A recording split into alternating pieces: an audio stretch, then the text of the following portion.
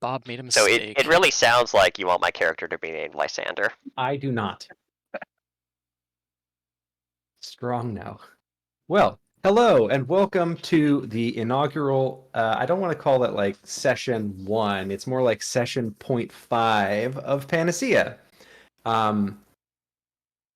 Yes. Questions, comments, concerns before we get started. Anything coming to mind? Yeah, did I'm we level up? excited. Yeah. Ask me again later. Okay. I Okay. don't know anything about these characters yet, so Yes, I'm really that's going to be interested. a great place to start, is having people do a little character introduction, but we also have to do stats and rolling for stats. So we're going to start, we're going to roll for stats, we're going to roll for trinkets, and then we're going to do character background, bio, talky talks, and then we'll see what time we have left. So, and in the background, I'm going to be trying to add token images and things like that while we're doing that. So, why don't we start with having everyone roll, this will be good practice for how to get Foundry to do what you want it to do. So in the chat section on the right, do we have to do any of the sound setting adjustment things, Casey, or is it all pretty locked in? I don't know, play music and then everyone can start messing around with their own With the global volume. controls, yeah. Oh, the global controls, right. Okay. And maybe you should do, so people that are new to Foundry kind of do it overall. Here's where things are. Yeah, that's a I was good gonna idea. say I probably have a little bit of a learning curve to. Yeah, Carl's new as Learned well. it, so it's Um, always okay. This group is very patient with I don't know where anything is, I don't know what I'm doing on my turn, I'm sorry, and they still tolerate me, so don't worry about it. Cool. We'll So talk yeah, you through it on when things come up. we'll do a brief overview of Foundry, and as questions come up, we can talk through it. So you've got your character sheet. You can share screen? Yeah, I'm going to share screen. I'm going to close all of these things out, and I will work on your tokens again in a second. Share screen. Share screen. No? Yes? Doesn't want to do it. Oh, that is painful. Hold on. Discord is really struggling, so if I'm stuttering right now, I apologize. No, you're good. Grace, are you a Herringon? Yep. Nice. Okay. So, hopefully, that is showing. I can see it. Excellent. Nice. So, up here on the top right, you've got your chat messages. This is where everything that we roll, everything that people can type in there. When you put an ability, it'll pop up in here. You see a lot of Carl and Casey's things in here. Any feature that you click on, and in fact, on your character sheet. So let's just take Lady Sorsha. Sorsha, is that right? Saoirse? Yeah. Saoirse. Yeah, What a great Saoirse. name choice. I know, I love that. Thank you. So if we go in here and we say, okay, Lady Saoirse Evernight, we click on, all right, so here's Fey Ancestry. Now, if you want to put it in the chat, you can click on the little die thing here. If this was an ability that had some sort of active feature, for instance, grapple, I don't know if it's gonna, yeah, public roll. So grappling is an action, and is it gonna roll the d20? Oh no, that's right, because it's a maneuver. When you have items like a weapon or something, and you click on the dice to the left, it'll roll the attack in there too, so long as the formulas are working correctly. And then what else? Like spells, that's a good example of it. It should also work that, like, say you have a certain number of first level spells. I don't know what it is for a first level wizard. Two, three. Two, three. Well, we'll just play with it at 3 at the moment. And so if you roll on Hideous Laughter, this one is a saving throw, so it won't roll anything. But then down here in where it says, like, so if someone cast Hideous Laughter on, apparently I cast it as Arthur Tyrus somehow. But Nice. if I wanted to make that save, I would just click on Roll Wisdom Saving Throw, and then roll. Okay, so no Hideous Laughter from Arthur. Passed. Serious. Too serious. Why so serious, Arthur Tyrius? Arthur, did you cast that on yourself and then Yeah. save? Yeah, Listen, sometimes you just need a Apparently. laugh, all right? that's right. He's What else? testing Learning himself. ritual. Someday Skills. he'll be so funny he can't resist it. So while we're on the character sheet thing, you can edit like resources that you've got and add more. When it's locked, you can't make any of these changes, but there are some features that it needs to be locked for. Or at least that's what Casey tells me.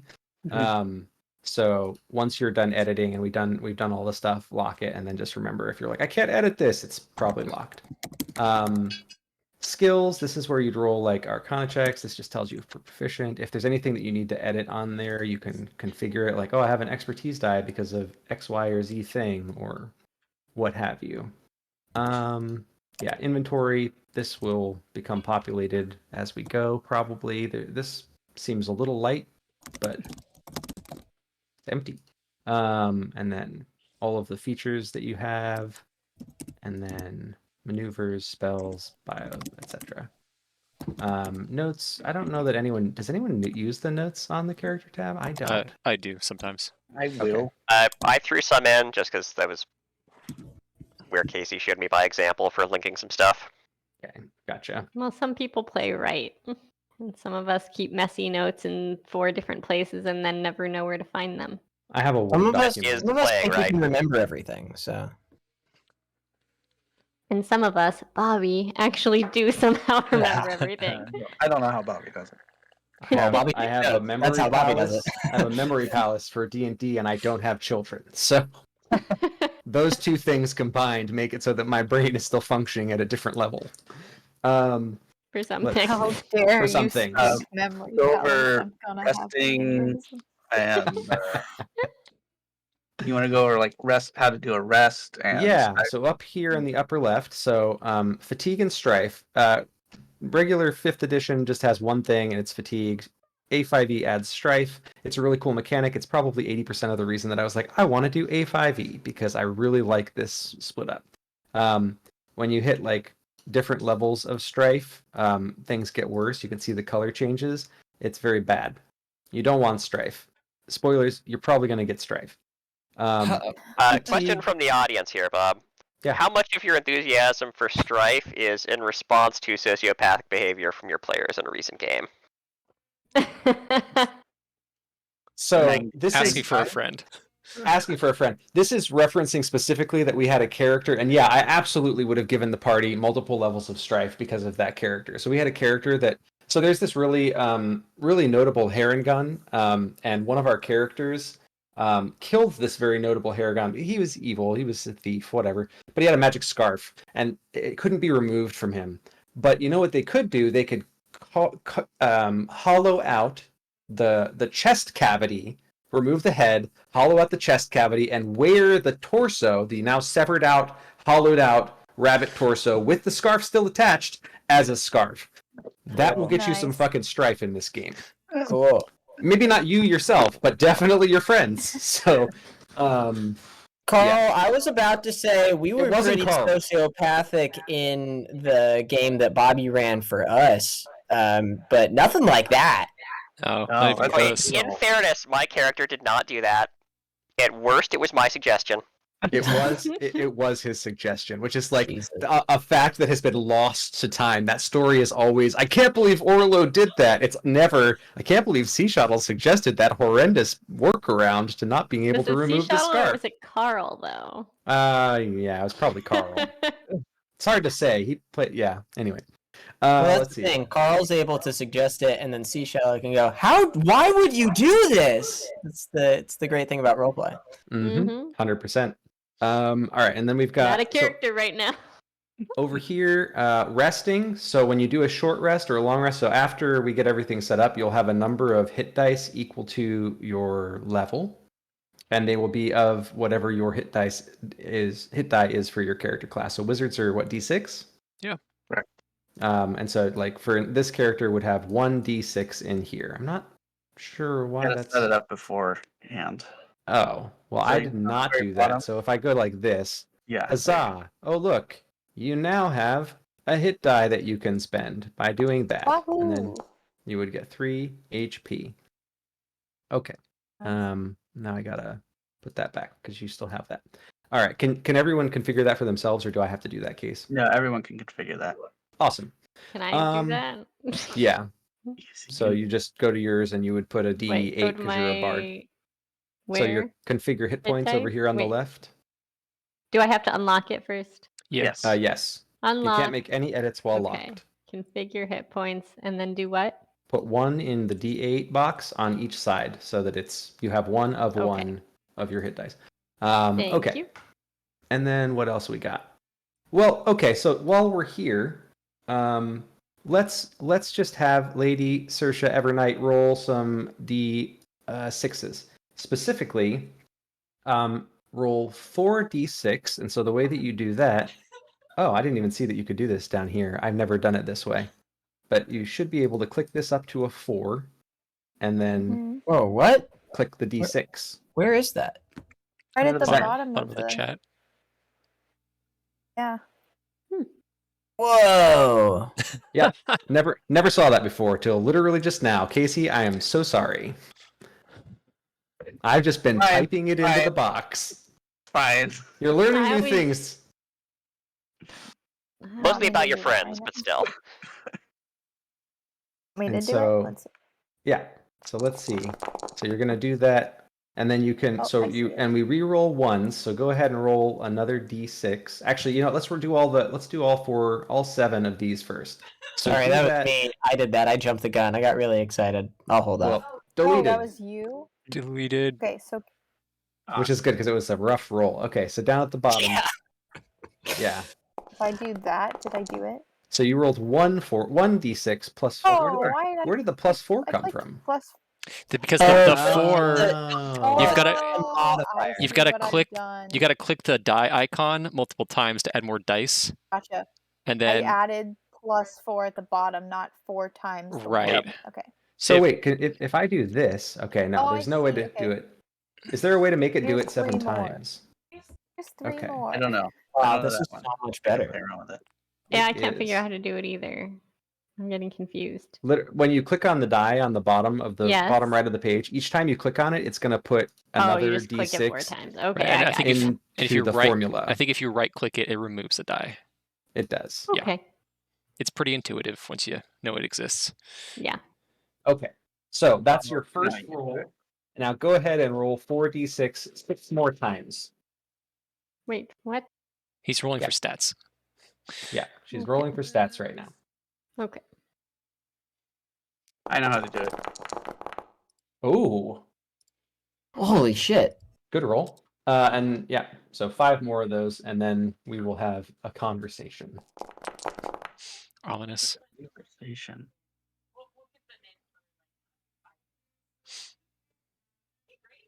Four, two, three.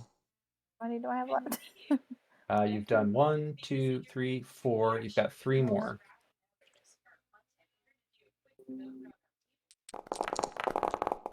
I haven't tested this out, but this looks right. Is it a formula to make it do all of them at once, Case? Oh, cool. Yeah, I like that. Okay, is that 7? It looks like 1, more. 2, 3, This 4, one. 5, This is the 6, last one. 7. Okay. This one. Well, that's only 6, unless one of them is supposed to be 3d6. In The the top roll. one, That's it the one was that we accidentally did 1. yeah, and then Wait, added so should 4. I do an extra one?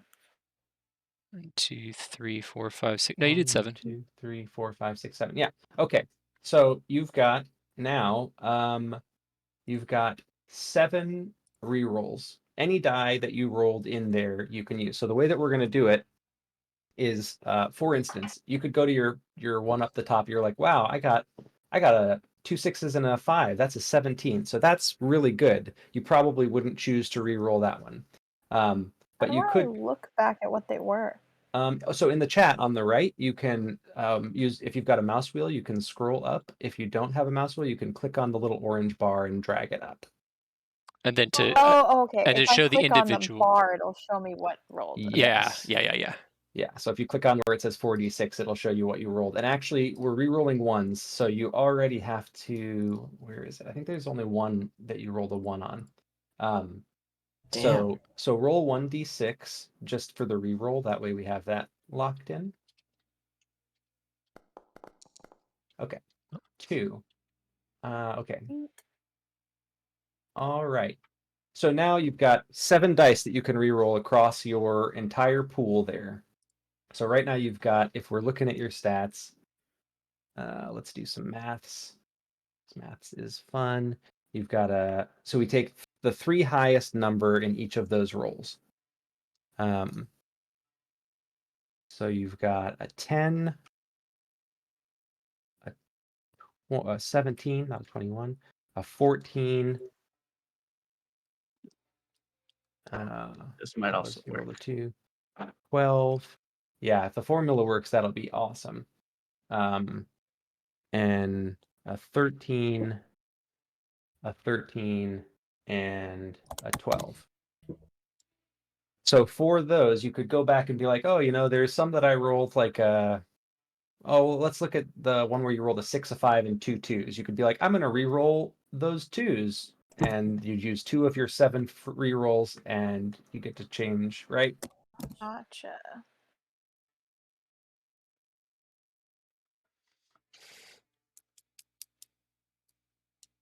All right.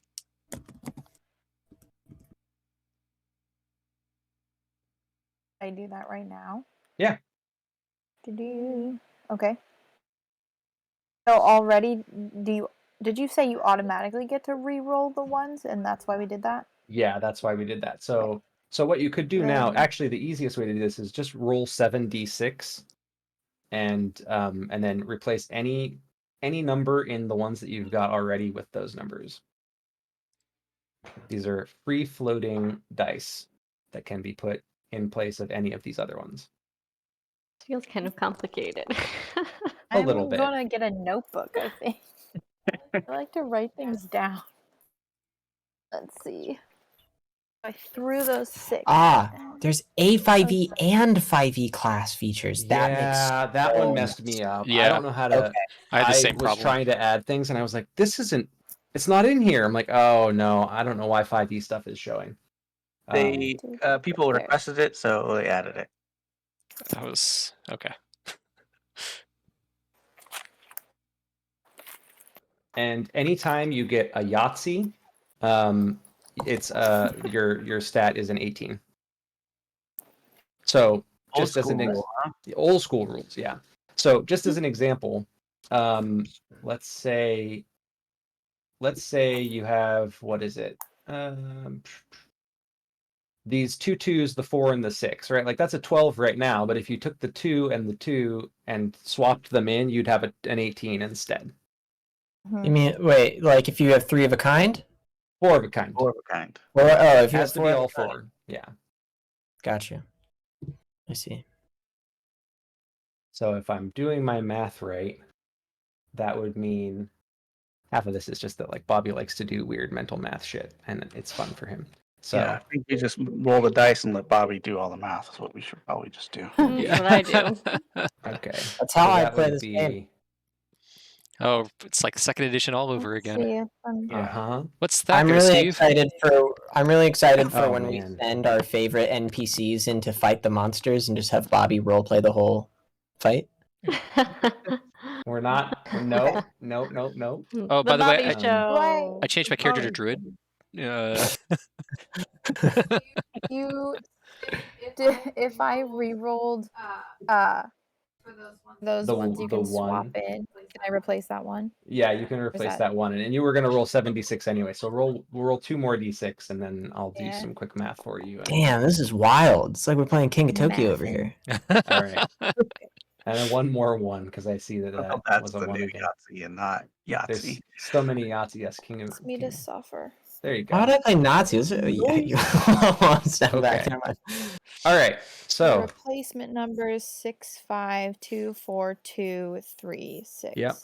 I've got you. Here you go. All right. So now we'll move on. I'm gonna close this. Just gonna clear these because it's easier for me to see. All right. So your stats. These are the thing that this does, there are your stats that you can put, not Arthur. Why is it? Hey, Case. Why am I I'll take those posting as stats. Arthur? Because you're clicked on the token. Probably. Oh, because I'm clicked on the token. You're absolutely right. Okay. Delete. Jesus, Lindsay There you got go. Those are cracked stats. Oh my god. banger God stats, dang. dude. These I played around with this a bit, and this is like 0.5% above heroic tier stats on average. So, Casey, you want to try your formula out and see if it worked? Yeah, let's see if this works. Let's see if it works. All right. Whoa, my good lord. So many dice. Oh, hey, Hey, it did No, work. It did. It did work. It did work. All right, so we got Hey, one hey, stat 4, 5, 6. that is 59, and everything else is 0. Okay, so Casey got a Yahtzee, so right off the bat, that's great. But Hey, there's an 18. but roll another 46. It's 7 times 46. You did 6. Why Wait, 7? what? What's our 7th stat? It's not a 7th stat. It's a buffer for rolling real crap. Okay, perfection. 7th stat is like the 6th sense. Okay. So Casey, just is using your 2s and 1s, you can give yourself 3 Yahtzees. Oh my You god. monster. All right, we'll go with it. Okay, so you get all 1s, which is a 18. You get Okay. all 2s, which is an 18. You get all 3s, which is an 18. You got a 6, 6, 4, which is a 16. And your dump stat is, hold on, 5, Four, that's 4. 4, 4? 4, 4, Oh. 4. Yeah, your wait. dump stat's a 12. Oh, wait. It's making me nervous. 5. 5, 4, 2. Yeah, 4. no. 12 is better than 11. So 18, 18, 18. Wait, we need one more. We're missing one. Oh, we're going to have another dump stat. I don't think so. 1s, 2s, 3s. Oh, do you have 2 12s? No, because this 6, 4, 4 would be a 14. So it's 18, 18, 18, 16, 14, 12. 14. So if I select you and I do this, there we go. Druid stat line if I've ever seen one. Keep away with that. Alright. All right. So copy that formula, but can you put that formula in the chat, but add one more 4d6kh3 thing to it? One more 46. Yeah, because it's 7 times 4d6 and then 7d6. Hold on. I'm going to put this. That? I don't know. You do whatever you want with that. Oh, you need a comma in there. Sorry, at the last part. A comma. Okay. And then So just if you- add /r before that. Okay. So Grace, let's have you do yours now. Okay, so you want So me to you- paste a formula in, or you just want Yeah. me to click my okay? So Copy just the paste this? formula, and copy that into the chat. Put a comma at the very end of it between those last two, because Casey's a monster who didn't put a comma in it. And then put /r at the beginning. Oh no, my I keyboard's know, not lit up, sorry. so I can't type stuff. Or I can just do it for you, and then Not valid. What did I do wrong? looks like that worked. It's so funny. I'm like trying to 6. read stuff, and then all of a sudden my entire screen is dice. And then roll 7, and then just do a roll 7d6. 7d6. Wow, Okay. you got a lot of similar numbers. Like a lot of similar numbers. Huh. Okay, delete this. If you get any 3s or 5s, you're gonna be sitting pretty. All right. No 5s, but that's still good. Oh, Still actually, got roll a- 1d6. That's a Well, 1. you got 3, 6, 3, 6. Come Oh. again? You want me to Dude, roll 1, another 2 d6? No, sorry. 1, 2, 3, 4. Got 4 ones. Roll 4d6. Roll 4d6. Yeah. See, I'm not following logic at all. I just follow instructions. That's fine. Instructions are good.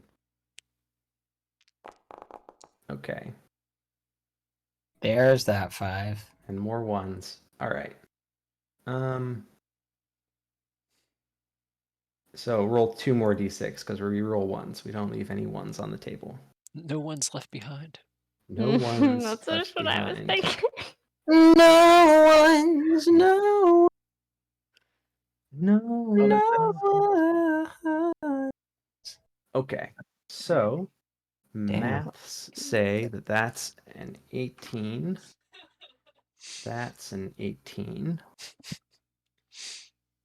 6, 4, 5. That's not going to get any higher, so that's a 15. 6. That's a 15. 3, 3, 3, 3. That's an 18. And then 5, 5, 5. That's a 5. So you got a lot of 15s and 18s. That's the world that you live in. 3 18s, 3 15s. Pretty solid. Okay. Do I need to Like, do they're something so with that? cute. 18. My God. Per image. Yeah, it Yeah. just popped up. Grace, Yeah, if you hover, oh, that's the thing. If you hover over a character, it shows you their little image in the bottom left. Grace, I've only ever seen you play 2 types of characters. Really cute or rogue. Well, this one is a little closer to the rogue than the first of those. Than Kiwi? Because this is not a cute character. This is a beast. Okay. A truly tough, scrappy, 1, 2, 3. Okay. ferocious. Okay, so let's- not at all like your other cute character. Not cute. Not like the other cute character. That one Alright, was just a lame, Steve. silly, foolish it my character. turn? This one is It's tough your turn. and mighty. Fair. I'm all nervous now. Hold on. No reason to be nervous, Stephen. There is so much wiggle built into this that it would take truly epic bad luck to do Oh this. my god. It's scary every time. 1, 2, 3, 4, 5, 6, 7. Oh, okay. And then roll. Okay, how many ones are there? There's only It's 2 2, ones. So So roll 96. 2d6 more for the ones, and then yeah, 96 is easiest. That's a good call. The first 2 will be those replacement ones. Oh, Actually, there's not 2 more 96. ones. So roll 2 more ones, or 2 more d6s, and we'll just ignore the ones. Good lord, Stephen! One more time. When's he gonna roll? He's gonna roll all the ones until there's no ones left. If we There were we playing go. boxcar, that would be awesome. Okay. It's pretty good, actually. Did you get a 4? Yes. You got a Yes. 4 and you got a 2, so that's 18 and 18. And I got a when you round. 3. Wait, wait, you never have mind. 3s? No, I don't. No, If you got 2 3s, I got but 2. you. Oh, but you did get collective. Okay, so Steve has an ethical decision to make. You got- decision. Yeah, it's an ethical decision. So Wow, starting his paladin journey off right. So because you got Yahtzee of 6s, our old homeschool rule Mm-hmm. was 20 in the stat. Okay. Are we doing at, that? at starting. Yeah, if you Oh. get 4 6s, if you are capable of getting 4 6s, and technically Steve has, if he uses all of his 6s from his bonus pool, he can get a 20. Now, Okay. are you still keeping that you can't have a more higher than a 20 stat, right? Your stat doesn't go above 20 without destinies or magic items or books that increase that Right. cap. Or piety? Piety? That's a Theros roll. Never mind. Sorry. Yeah. So that's up to you. You can spread those 6s around, or you can. What would listen? What You're would doing all that the be? math here, man. I don't. Okay, here's your math. You need to theory craft this for me. Yeah, I got you. If you decide to do the 20, you'd probably take the 6s and put them in the bottom one so that your third one would be a 16 still. So you'd have 20, 18, 18, 16. Wait a second. Hold on. You've got a 4. You've got a 2. Oh, we have 15 in there. Yeah. 15. It's 20, 18, 18, 16, 15. And then it looks like 5, 4, 5, 4, no, 5, 4, 4, 3. and a 12 at the end. Yeah. So yeah, 20, 18, 18, 16, 15, 12. Okay. And if I did, And what's his alternative? Yeah. What's the And your alternative? alternative, okay, Right. let's Let's take a look. pace. Could you? Yeah. Yeah, okay, here's option 1 is this. Jesus fucking Christ. Oh, sorry. Oh, where did that? Was that Grace's That sound? was Grace, probably the kitchen. Oh. Yeah, sorry, I'm making tea. Same. Oh, gotcha. Okay. Alternative theory craft. You'd still have an 18 from the 14s. You'd still have an 18 from the 2s, or from the You go, 4s, Garrett. 2s. The next highest one would be 16. 16. There? It might just be this 16, bonk headphone. 11, 11, 16. And then your last one would be, looks like 14. So your other option, Not for too third, much. there we go. Copy. There's option 2. Oh yeah, no, fuck that. I'll take the 20. Okay, sounds good. Sounds good. I know. Our first Yahtzee of 6s. All right. I'm also Um, probably gonna get a better Carl, you got the formula? All right, everyone ready for dice? Oh Yeah. yeah. Let's scare Austin. Look at all those ones. My word, friend. I turned away before, so 1, I've 2, learned 3, this 4, time. 5, 6, 7. So roll 7d6. Well, actually, you know what? 14d6. 14d6. Roll 14d6. We'll just Jesus. either way. Yeah. Because you rolled 7 once, so if he gets more ones, he's gonna have to Damn roll. it! I was a Yeah. Roll 3 more of those. Get rid of the ones till there's no ones left. Oh, he's got a And 6 first- Yahtzee too. He does have a 6 Yahtzee too. Look at Oh, that. one more. One more one. Just get rid of him. Oh, there's so many 6s. There's so many 6s. Lots of My sixes. word. 1, 2, 3, 4. To be fair, 1, 2, 3, 4, 5, 6, 7. Okay, so 1, 2, 3. I'm Oh, gonna yeah. have the worst fucking roll. This is crazy. All right. You got a 3 in there, so that's an 18. Same question, Carl. Do you want a 20 off the bat? Because if so, I'll just. Oh yeah, we're absolutely taking a 20. Okay. That's the correct call. So the third one of those rolls will become a 20 because you wouldn't replace the other ones. So 20. You have, okay, so there's that 20. 1, 2, 2, 3, 4, 4. You get a Yahtzee of 4. So you're 20, 18, 18. Oh, good Lord, Carl. Okay. 2, 2, 2. Yep. Yeah, this party. Yeah, I'm excited. And if my math is right, then the last one is 6, 4, 3, 13. I mean, there are worse rolls. All right. You have. Oh my god. You know, Bob, you could just say everyone's getting straight 18s across the board and save a little time. I could, but we're on the last one now, so don't need to. All right. Austin, it's your time. It's your turn to shine. Ready Yeah, to we're roll at- all the dice? Did Grace already roll? She Cool. did. She Let's did. do it. It's you're up. You're the last All on right, the on board. the last one. Let's go. Let's see. Guess I don't need to keep One. watching Bobby's stream anymore. No, that's true. I can stop streaming for now. Yay! I can see everyone better. All right, let's see. I was to go. I wonder if this will be loud or not. Oh, I forgot I had a drink. Okay, 1, 2, Austin, do not do this. 4. You're a monster. That's 2 ones already. All right, so I'm gonna. I'm re-roll. deleting all of these until you use the goddamn formula. Okay. You get no rolls until you no. It's another 1, 2. All right, hold on. I'm gonna roll Austin's stats for him. It's 46, whatever I roll. Hey, I'll do it. except I'll 6 do it. Let me times. do it. Let me do it. I'll do it. Oh, okay. Okay. Oh, now you want to do it. Okay. When your option is I roll a d20 and that's your stat, or you roll the damn formula. I roll 60/20s. What is the? Where is the? I don't see the. I might have deleted it. Casey, would you be so kind? I can paste it again because I still have it copied. No, I don't. It's all the pretty 4d6 Roll it for you. KH. Oh, he rolled it for you. Thank you. All right, let's see. All right, how many ones you got? 1, 2, 3, 4, 5, 6. So roll There's 13 a more lot of d6. 6s in there. It is Hey, a look lot at of 6s in there. How many more D6? 13 more d6s. Just keep rolling until there's no ones. All right, I just need 7 of these 13 to be 6s. All right, let's see if you can do it. 50%, 50% be the max value. I'm sure that's likely. It's not about likelihood, Bobby. This is D&D. It's about That's right. luck. That's true. It's how you roll a. Wow, actually 3, Okay. and you still have a 1 to roll. All right, come on, listen, buddy, listen. I just 20, need 2, 3, 20. 4.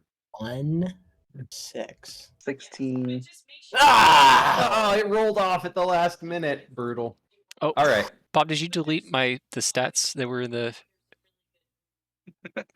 I did, but I've got them on my sheet here. Okay, because I think I got one of my things I wrong. see 2 20s. And then Okay. like a Arthur. 16, a 14. Thank you. Did you have it wrong, or is it? Oh, I is did. that my? Okay, Oh. hang on. No, that one's not yours. That's Steve's. Okay. Yours would be. Let's get some Let's maths see. going. I'm gonna put Um, all 3 of my 6s into the second to last roll. Yeah, that is the smart play. All right, so you've got a 20 there. That one is done. Are you taking your 2 2s and putting them into the top one to get a 18? Yep. Okay. You've got 2 4s. The second Do I one have for 2 another 5s?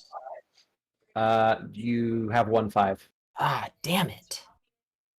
So you can make the first row and the second row an 18, and you've got a 20 from the second to last row. You've got 18 and a 20. your bottom row. If you put the 5 in there, would be a 17. Yeah, I'll do that. All right. So you've got 20, 18, 18, 17. You've got 2 3s, so you could make your fourth row another 18. Yeah, we're doing that. And then things get dicier. And then which ones do I have left? I have third to last and Oh, actually, no, because you've got 3s, so your stats are ridiculous. All right. You might have, on average. All right, and I gotta. Okay, so there's yours. So it's like oh my Arthur. God. It's like Arthur, but like a little better. A little bit better. Better Arthur. Yeah. better Oh Arthur. my God. All right. This So- is too much. Now, I think when you Arthur go to has your the character- worst stat. He might have the worst stat. Like, is it 12? It's a 12. Yeah. Yeah. Feels Ooh, bad. Bobby, why would Oof, you dirty. do this? I have my reasons. So I feel That like makes a me weakling so compared to all these scared. stats. all right. So Just and then you put Lysander, those on the your absolute character unit. sheet. You better protect me, bitch. Let's see. All right, And I and have then 2 + 1s? oh, wait, Carl's character. Does Carl's character have a name now? Or are you still working on it? Still working on it, and Foundry is getting weird on me here. I think I might need to reconnect. I'm gonna Okay. reconnect too. Oh, is it being weird? Yeah. That means that wonder- after my bonuses, I'm going to have a 20, a 19, and 4 18s. Let's see. And now, once everyone's reconnected, we can start going through and talking about character to character, a little bit of background story, kind of like what makes them tick, that sort of deal. All right. Alright, and since Foundry started getting weird in there, just remind me, my stats were 24 18s and a 13. Do I have that right? Yep. This is very silly, but You- okay. You almost beat Steve for lowest score stat.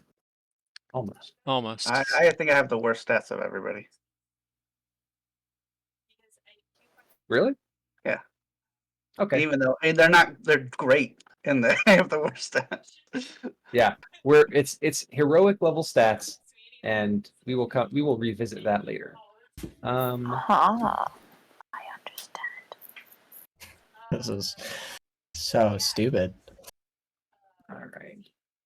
Lysander off. Now let me see if I can actually, while we're waiting on people to get things reloaded, let me see if I can actually get your tokens set up. Lysander. Image path. Lysander. So, sorry, we're loading back into the game now? I reloaded because it was being wonky. Yeah, Yeah, it started. same here. It started getting funky. Okay, great. I think I'm still good. Why does it say Twyla? I don't. Oh no, I can't do that because if I did, well, if I did, shit. Oh, I see why it says Twyla. It says Twyla because freaking That's my VTT. name. Well, but it's not your token. It's freaking. It's Austin's token, and it's driving me crazy as to why it wasn't. Okay, there we go. There we go. That's much better. So now if I do this, oh, interesting. That's not what that should do. Oh, that's exactly what that should do. Leave it like That's that, what he please. That's so wanted. cool. Okay, What? okay. He just wants he doesn't want the More ring around it. He transparent. wants the transparent background. Oh, Anyone who would okay. like to make a token like that, it's fine. I'm going to lose track of you on the map, and you're going to get killed by falling rocks. Casey says no. I mean, you can do whatever you want. I vote no. Hold on. Let me see if I can actually make My it the correct preference is way. to have the ring because I otherwise like the ring because I lose people. you Let me lose just people. see. Let me just see if I You'll can never make it lose do. me, Bobby. Alright, so only rogues are allowed to skip the ring. Exactly. Exactly. Or if you're a hobbit. Okay. Prototype token, image path.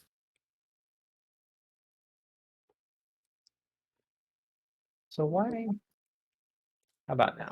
Update token, assign. Yeah, that's much better. Look at that. See, it's exactly the same. It's just you got a great purple background. Don't you just, yeah, that's what we like to see. Austin's a little sad. Are you kidding? I have my lowest stat is an 18. I'm fine. I'm gonna remind everybody that your background is gonna add Plus bonus 1 to 2 plus 1 to stats. 2 stats, but you still can't go over 20. Nope, sure can't. And you get you get 2 specialties for skills and a bonus number of specialties equal to your intelligence modifier. Yes, which is the Can thing that I you- always forget about. Explain specialties Yes. So again. specialties is like, okay, so say you're specialized in stealth, but you're specialized in stealth in urban settings or something like that. So you're good at sneaking around urban settings. So each in the book they go through a bunch of different options for it. Like animal handling has every skill has a certain type of specialty. Like engineering, gadgetry is my specialty for Watts, right? So on gadgetry rolls I get an extra D4. In the A5E book, the level up book, there's a whole there's I think 3 or 4 pages on various specialties for each of the different And skills. you can see some You of have the to be base. trained. You can see some of the specialties also if you click on the gear next to the skill. Yes. It'll show some of the baseline like normal Examples. specialties. Yeah. So Right, if and you your said that- intel is an 18, so you get 2 automatically, and then if your intel, whatever your intel modifier is, so if it's a 16, you get a +3. If it's an 18, you get a +4. Whatever the case may be, you get an extra 1 for each of those. So 2 default, and then plus your intel modifier. But we can only put them in things that we have You're proficiency in, trained. right? You have to be proficient to get a specialty. Yes. Yes.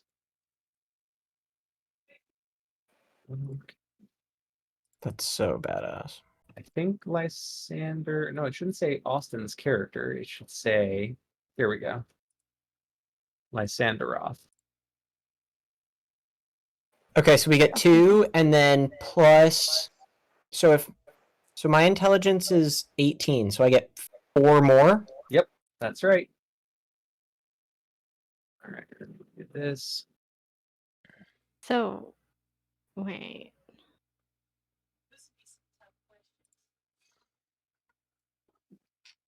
Okay. So intentionally putting higher stats in intelligence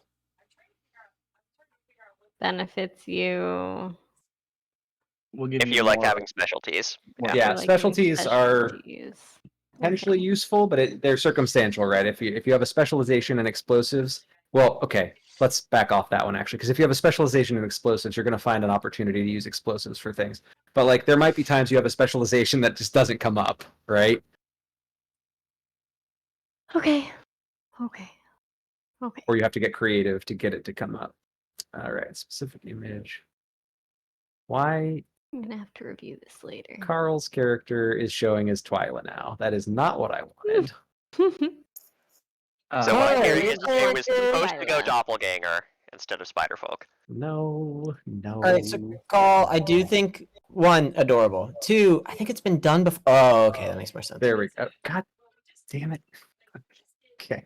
I told you were gonna have the most difficulty getting this part. You were 100% correct. Image path, not Twyla.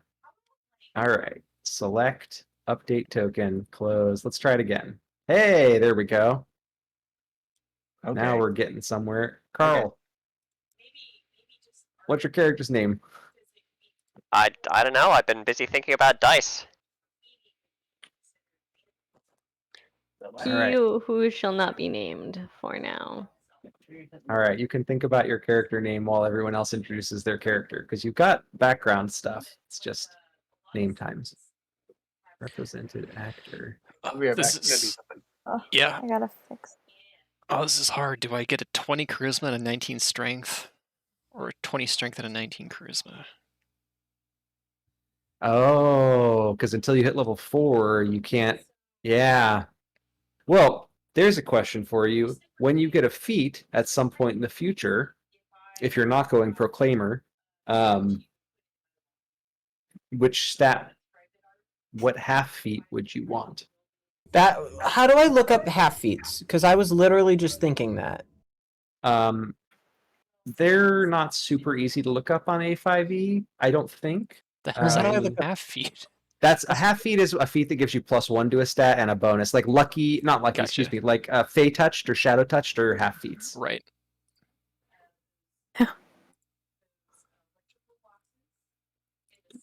You know, this Wow. is, I can't believe I'm saying this. I think I'm going 19 strength, 20 charisma.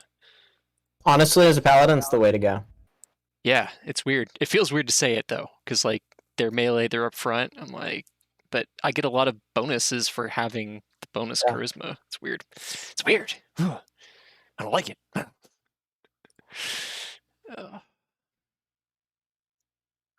Okay, where's my specific image on hover over? I think if I get ghost feet in here correctly, update token. So now, if you hover, nope, it's not working. This is. Prototype token. There we go. I've like prayed about getting a character to have these stats by level 20.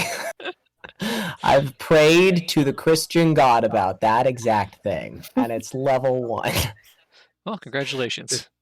You've done it. You've arrived. Now you just have to actually survive. The Lord For moves in those- mysterious ways. For those of you who don't believe, this is your proof right here. Don't look at the world, look at this game. Resources. Oh my gosh. Always for everyone update token. Okay. Now everyone should have. Casey was absolutely right. Getting the tokens to work. What is happening here? What is this feature that's 1.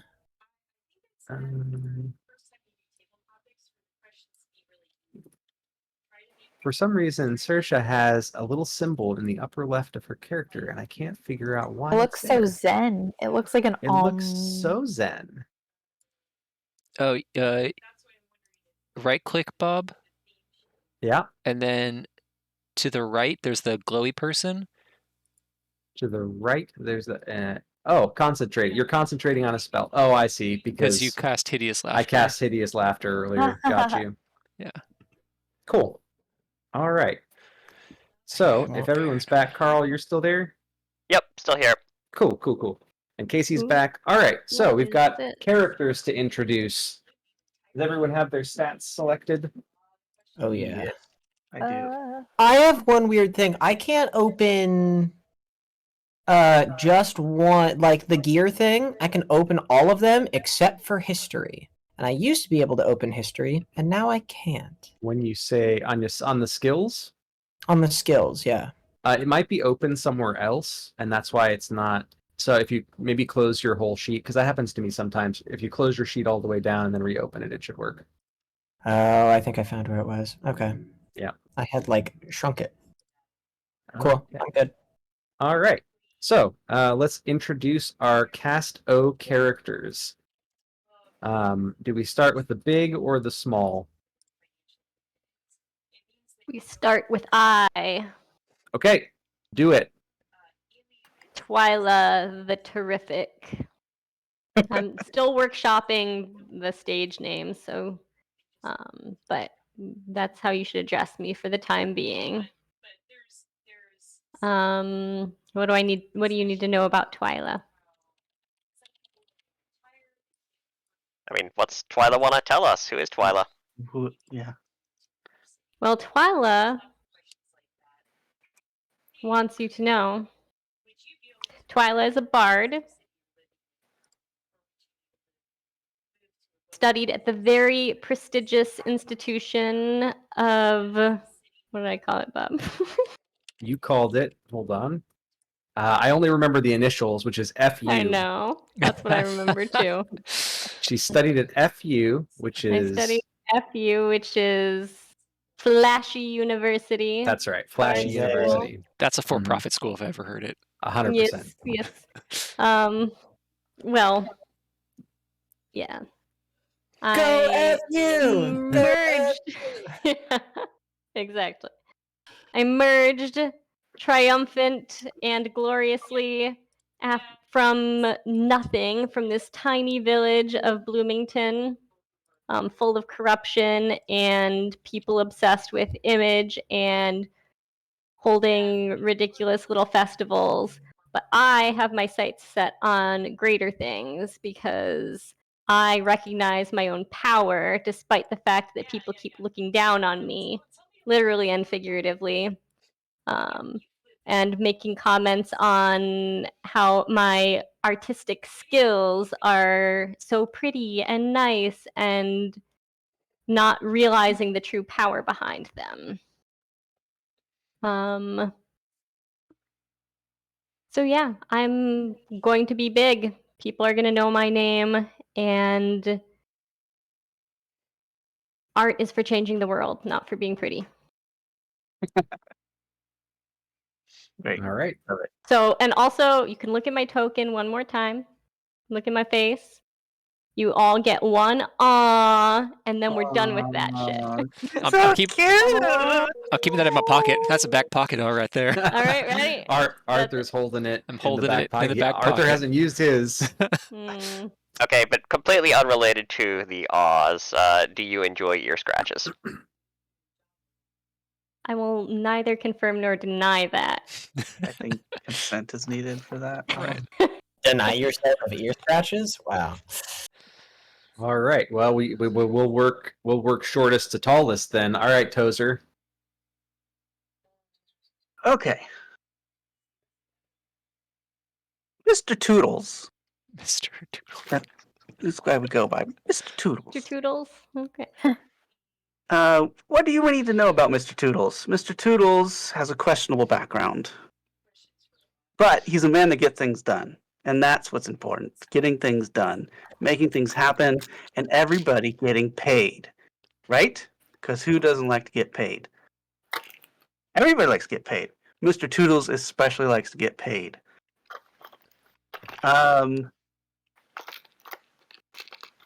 Mr. Toodles has a number of skills that he uses to get things done. Some of them might be below the law. Some of them might run into questionable ethics. But you know what? You don't ask those questions for Mr. Toodle. Okay? Actually, don't ask about Mr. Toodles. So is Mr. Toodles like Mr. the Toodles- wolf from Pulp Fiction? Like the wolf of. Oh yeah. I was like, from Puss in Boots? Watch Me? Is that what you're talking about? Yeah, I don't know. Mr. Toodles is a man of discerning taste and fashion, and he can size somebody up as soon as he looks at them. I mean, So, there you go. look at that fedora. That tells you everything you need to know. Doesn't That's it? All right. Let's see. Let's go. It's the Italian hand that you're doing. It's Yeah. that's what really does it for me. All right, let's go to Audax Saltside. All right, Audax is a big city spider. It's a port town. It's where the king lives. It's the biggest, greatest city on the entire continent, probably in the entire world, because if it were not the greatest city, I would have picked up and moved by now. Can't really tell you a whole lot about where he came from. He was picked up by the kingdom's spy master at a fairly young age and kind of raised into the trade a little bit. No actual memories of the time, but wasn't fresh out of the egg or anything. He's told he was old enough to be sneaky at the time. And he wasn't really a natural at a lot of parts of the whole spycraft thing, because he wasn't really... He was too excited to share what he was working on. Where he really came into his own was keeping track of places. He's got a knack for drawing maps, spends a lot of time walking the city streets, just hearing what people are up to, seeing what's going on, and making really careful notes every time a new shop goes in, every time a wall goes up somewhere. So any questions about how things connect, he is absolutely your man. Excellent. I like that. Yeah. I have a definitely was question like, about oh, how they're things gonna be. connect. How does that beard connect to your face? So that's actually not real. It's decoration I picked up at one of the shops down on the waterfront. You know, that's my favorite morning walk, is just along the harbor there. That's actually where the last name comes from. So, you know, didn't know the parents or anything. Just all that time walking along the waterfront. And anyway, yeah, found this cute little thing in one of the shops and decided, hey, accessory. Is And it glue? Did you glue it? You know, Did you that's sew personal. it through your skin? Does a Velcro spider folk attached. need to? They're just little webbing. Boom. Yeah, that's my best. Do you know where the webbing comes from? That's I want to see that morning routine. That's gonna be interesting. Does Audax worship a deity? Not really a deity, no. It's like, I couldn't tell you what's going on. Like, that there's a power out there. Mhm. Sometimes it like comes into Audax, and he can just kind of rearrange things a little bit to have some influence on how that power looks when it comes out into the world on the other side. You know, Okay. it's like building a maze, routing the flows through something. Damn, that's cool. All right. Any questions? Any other questions for Carl?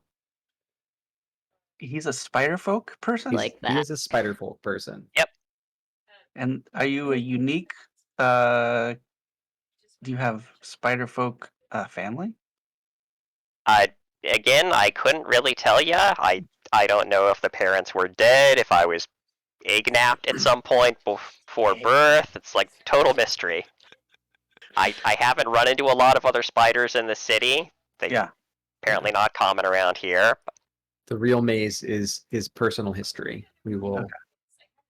Gotcha. Okay. All Egg right. nap. I love it. Yeah, I like egg napped as well. All right, Lady Saoirse Evernight. Sorsha. Sorsha. For I told you. pronunciation. You did. Sorsha. I thought I was saying Sorsha to begin with, and then someone said Saoirse, and I was like, all right, I'll say Saoirse. I was like, you got it right. Okay, I'll come back to it. Yeah. It's Davian. It's Davian. Anyway, Saoirse. Yes. All right. Well, Sorsha was originally a princess in a kingdom. Sorsha isn't actually her born name, but nobody is supposed to know this. She was sent to the Feywilds in protection because, backstory, long story short, the people at war with our kingdom ended up killing our goddess of womanhood, which got rid of the vast majority of all women, like females. There were a couple hundred left, but not very many.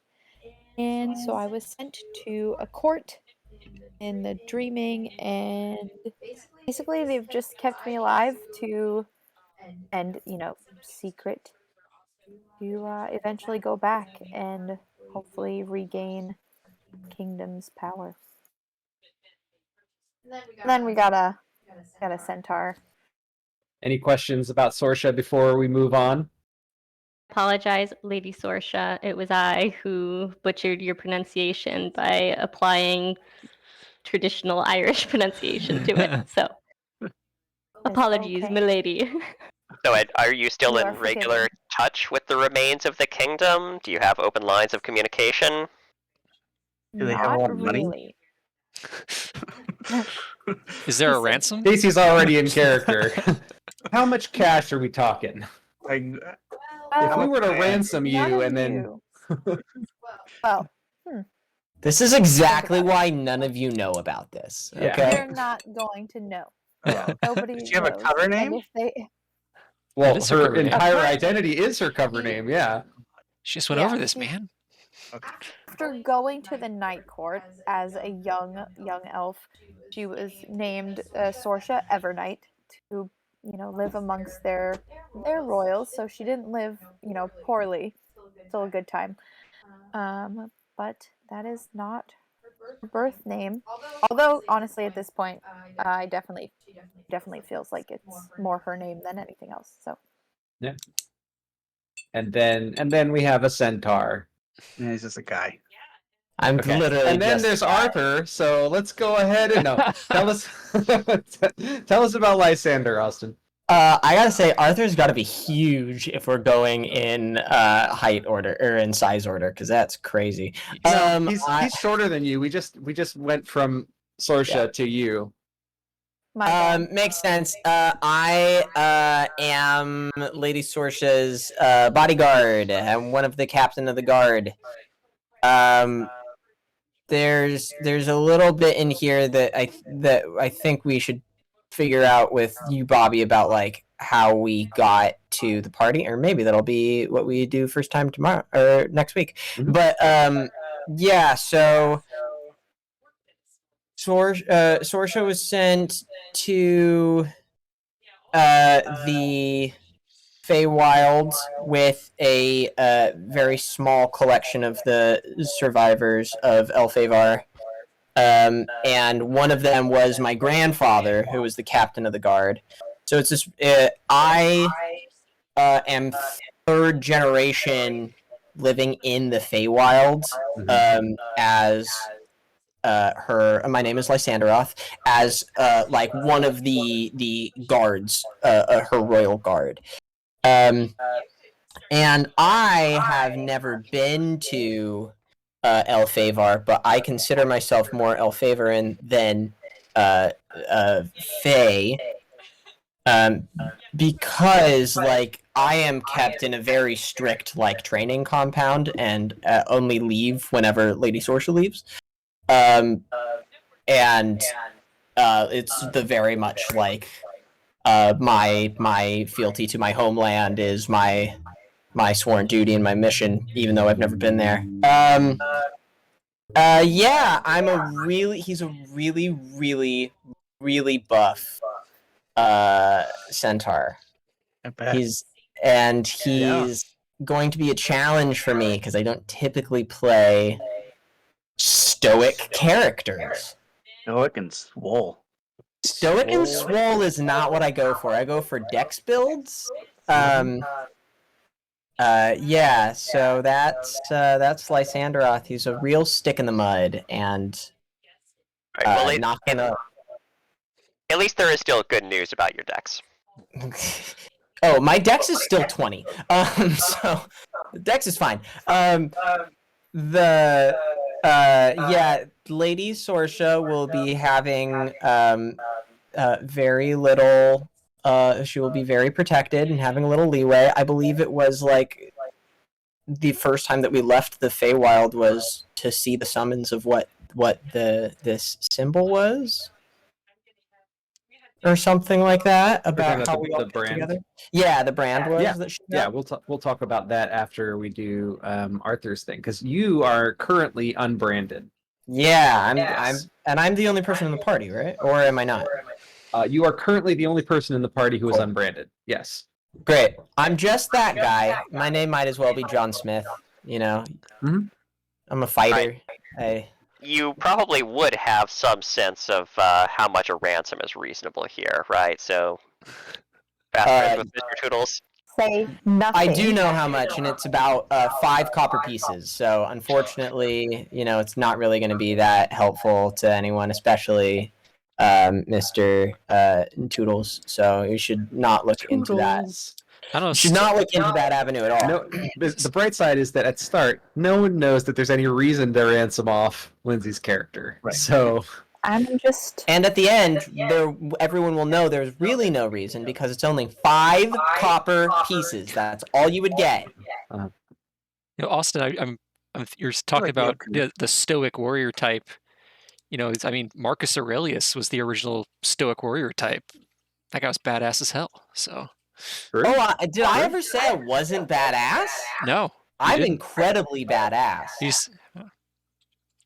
Sorsha finds it very hard to find him badass, as it is that elf people grow at different rates, and I've seen that guy with a floppy head me be and born. a horse torso. floppy head and Yeah. Hard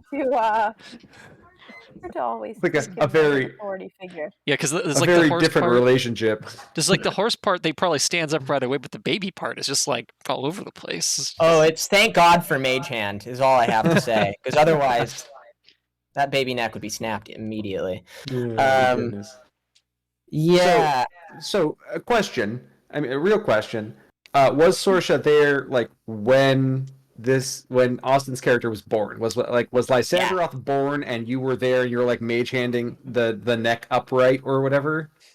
Is it that kind of like Was you've been she there? since the I don't know beginning? if Yeah, I was, they're like, there. Physically Delivered there him. for the birth. Yeah, present for the birth of your bodyguard. Probably Yeah, not. I mean, it's like the bonding from Twilight, right? Like how I imprinted right off. Okay, so it's not like that. God. Gotcha. It's Good. some fake court ritual where the royals have to be there for every new child of a knight or something. To weave all the I mean, life he's together been in the Fae.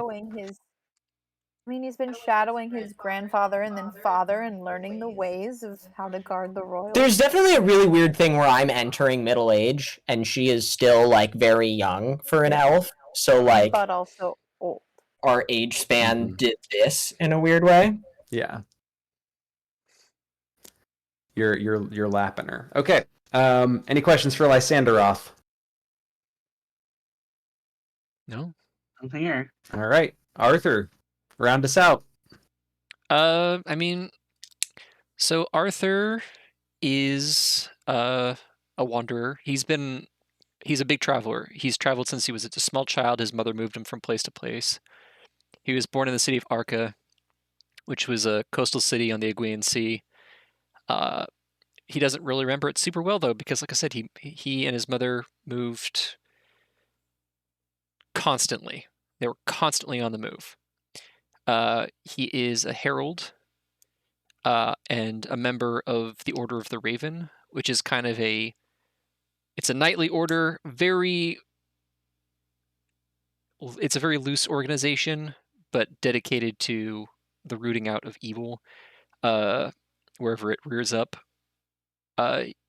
Arthur is a very friendly person. He is always willing to lend a hand. He's actually extremely well educated, which people find shocking at first.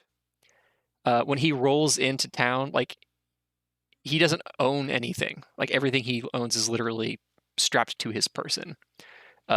So he always looks dusty, but everything's in good repair because he has the mending cantrip. So he's but yeah, I don't know how much to say about him. I think he'll play out better than I'm discussing him right now. I do have a voice for him. We'll see when it comes up. But yes. As for, does he worship a god? Not as such. His point of view, I totally stole from the movie Kingdom of Heaven. If you watch Kingdom of Heaven, watch the director's cut. Don't watch the theatrical cut. It is bad. But yeah, this is... Is the director's cut good? The director's cut is good because they actually add character development to the characters. So Cool. so yeah, but he genuinely believes in people. That's his big thing. He believes in people, and Believe in people too. They're absolutely real. well said. I've seen one. All right. So that is our intrepid cast of characters, some of whom have voices, and we will, I guess, hear those voices when the time comes. Do we need a couple of minutes break, breathe, restroom, anything like that? I know it's about that time. I could use a short break if that's okay. Yeah, I can let's put a pee. pause and take a 5, and then we'll come back. Sounds good. Good start.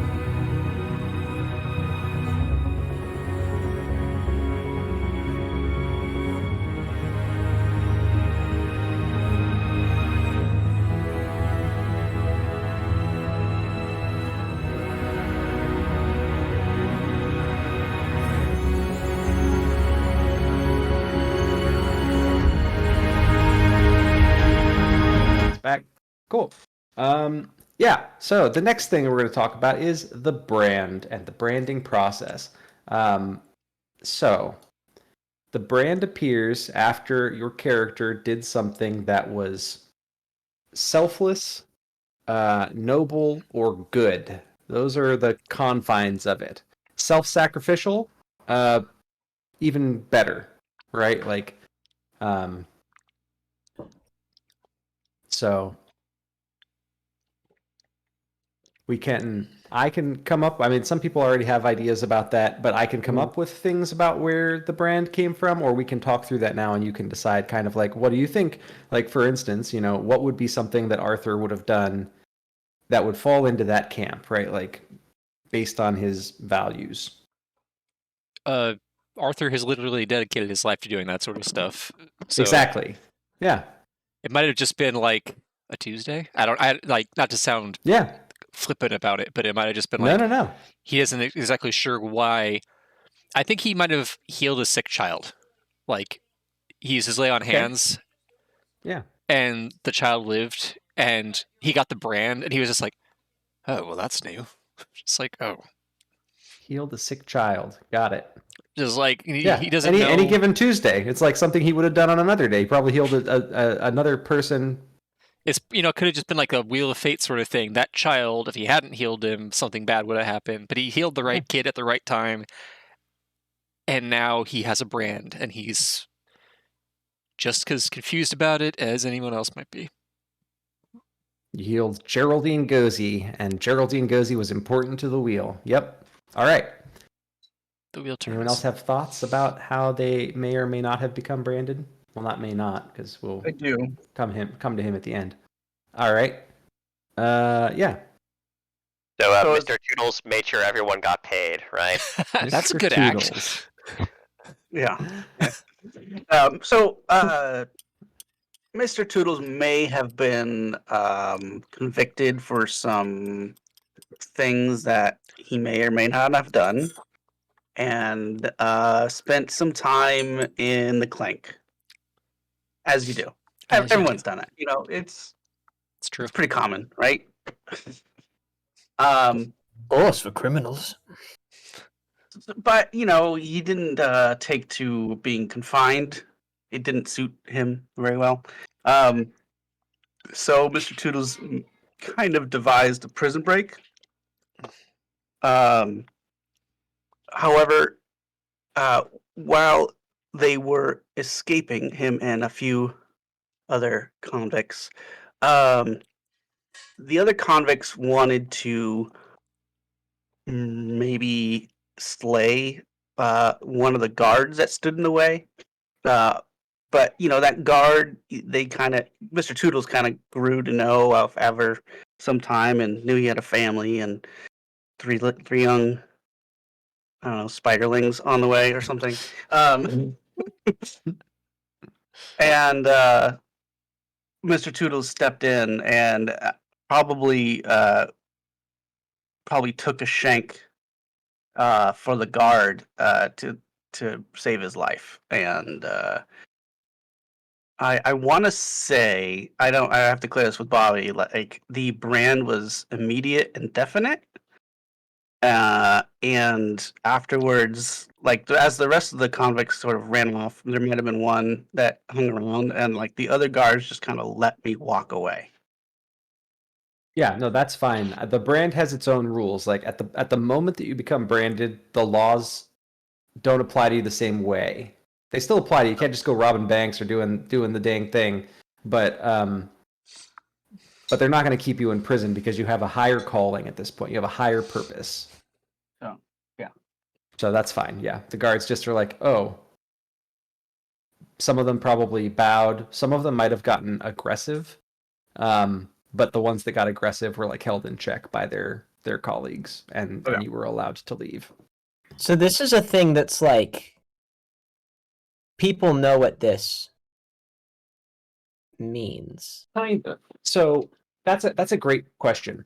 So we'll pause there briefly to talk a little bit more about the brand. So at the moment of branding, which is like, it's almost like, for anyone who's familiar with Exalted, it's very similar in appearance to becoming an Exalt. And if you're not familiar with Exalted, basically those are divine champions chosen by the sun, at least with the solar exalted, and they become like divine vessels. And in that moment, it's just like a flaring up of like radiant light energy, all of the radiance, and then the mark appears. And each of your marks is a little different, but I guess, well, we haven't gotten to that yet. So anyway, but yeah, so it's just blinding flash radiance, and afterwards it's not like blinding level light all the time, but it's visible, right? And it's always somewhere visible. If you were to, even if you were to like cowl your entire body, the brand would shine through. So it's not something that you can hide, which would have made one of Steve's characters very unhappy, but we didn't end up going that way. So yes, yeah, he had a doppelganger illusionist wizard, which, you know, nothing's got to piss you off more than a permanent thing that makes you completely identifiable as a doppelganger illusionist. But whatever, we'll cross that bridge at a later time.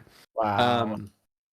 So yes, people don't all know what the brand means. It's actually a pretty poorly understood phenomenon. But people all have a reaction to it, right? So some people in law and order type jobs will recognize the brand because there's like a record. There's almost like an automatic reaction to it, though. So the populace, if they see a branded person, you have people who will like start to worship you. They'll like bow, they'll fall in the streets and like start weeping, and it's like a holy experience for them. You have people who, when they see it, become aggressive, like outright. They want to try to do you harm. There's not really we haven't talked about the big death thing yet today, but they want you to not exist anymore. If there was a way for them to make that happen, they would do it. So it's like a visceral, almost animalistic level of violence. So you got people who worship you, people with animalistic level violence towards you, and kind of everything in between. But it's like you can see that it's not a natural reaction. It's something it's almost a compulsion level. I think for someone like, for example, Sorsha, who's an enchantress and has experience with enchantment schools of magic, might recognize this as being kind of in that same sphere, right? Like the visceral reaction that you started noticing when people, after your brand appeared, definitely reminded you of certain spell effects from that school. And yeah, so that's a good segue. So do you have an idea for how Sorsha earned her brand? I know we had talked a little bit about that. Well, for starters, she's had to be kind of more sheltered and protected in this new place, because the whole purpose of why they've gotten her over here is to keep her alive enough to eventually go back. And I think something that Sorsha and I have thought about is how often she would kind of pull the Jasmine scheme of going out of the palace walls when she's not supposed to. And although she might have a guard or two who's still behind, I also think she might put herself in a situation where she's saving someone or doing something for someone else's benefit and putting herself at risk, which obviously is not what everybody else wants. I'm not exact on what moment, but I do know that there's a huge soft spot for children and animals and anyone who can't defend themselves. So I think she'd be willing to put her life on the line for something of that nature, even when her life is supposed to be this like rose that's, you know, being kept in bubble wrap. Yeah, and her feelings about the bubble wrap are, it sounds like, lovely. Okay. Yeah, and we can hone in on the, we don't have to have the like, this is the specific child. It doesn't have to be Geraldine Gozy, but everyone saved Geraldine Gozy. That's the link. But likely a child or an animal. Okay. I mean, Cool. it could even be a person who's maybe putting their life in danger, or maybe trying to end their own life. Like, could be some juxtaposition between saving someone from ending their life while trying to live your own and being trapped in it. Yeah, and while suicide attempts are theoretically feasible in a place with no death, because that is one of the current caveats, because they're like, oh, I don't want to exist anymore. I guess I won't exist for an indeterminate period of time and can do this. It's rarely a thing that happens twice, but it could be a thing that you saw about to happen for the first time and intervened, right? Yeah, I mean, it could be a novel thing for her to see specifically and try to intervene. Yeah, absolutely. Haven't gotten specific. Yeah, and we can hone in on some of those for sure. But yes, so that's one of the unifying things. So death doesn't exist in the traditional way. We talked a little bit about that. I put it in the chat. But anyone who experiences it and comes back, there's a very clear, like, they never want to do that again, right? Like, they're very comfortable to just be like, okay, I'm gonna do my thing, I'm gonna do my 9 to 5, whatever my thing is, and then I'm gonna go to the Mage Crew Retirement Home Services building, and I'm just gonna chill there indefinitely. People who have been convicted of crimes, like How Mr. consistently extreme is this response? You know, do they immediately start watching their cholesterol a little better, getting more exercise every day? People don't get sick. You know, it's almost, you know what it is? It's almost like it's not like a come to Jesus moment in the like, oh, I really need to start living a better life and I'm gonna read all the health research on like not getting heart conditions, whatever. It's more Isn't that like not a thing here, though, Bob? exactly, because people are just default healthy.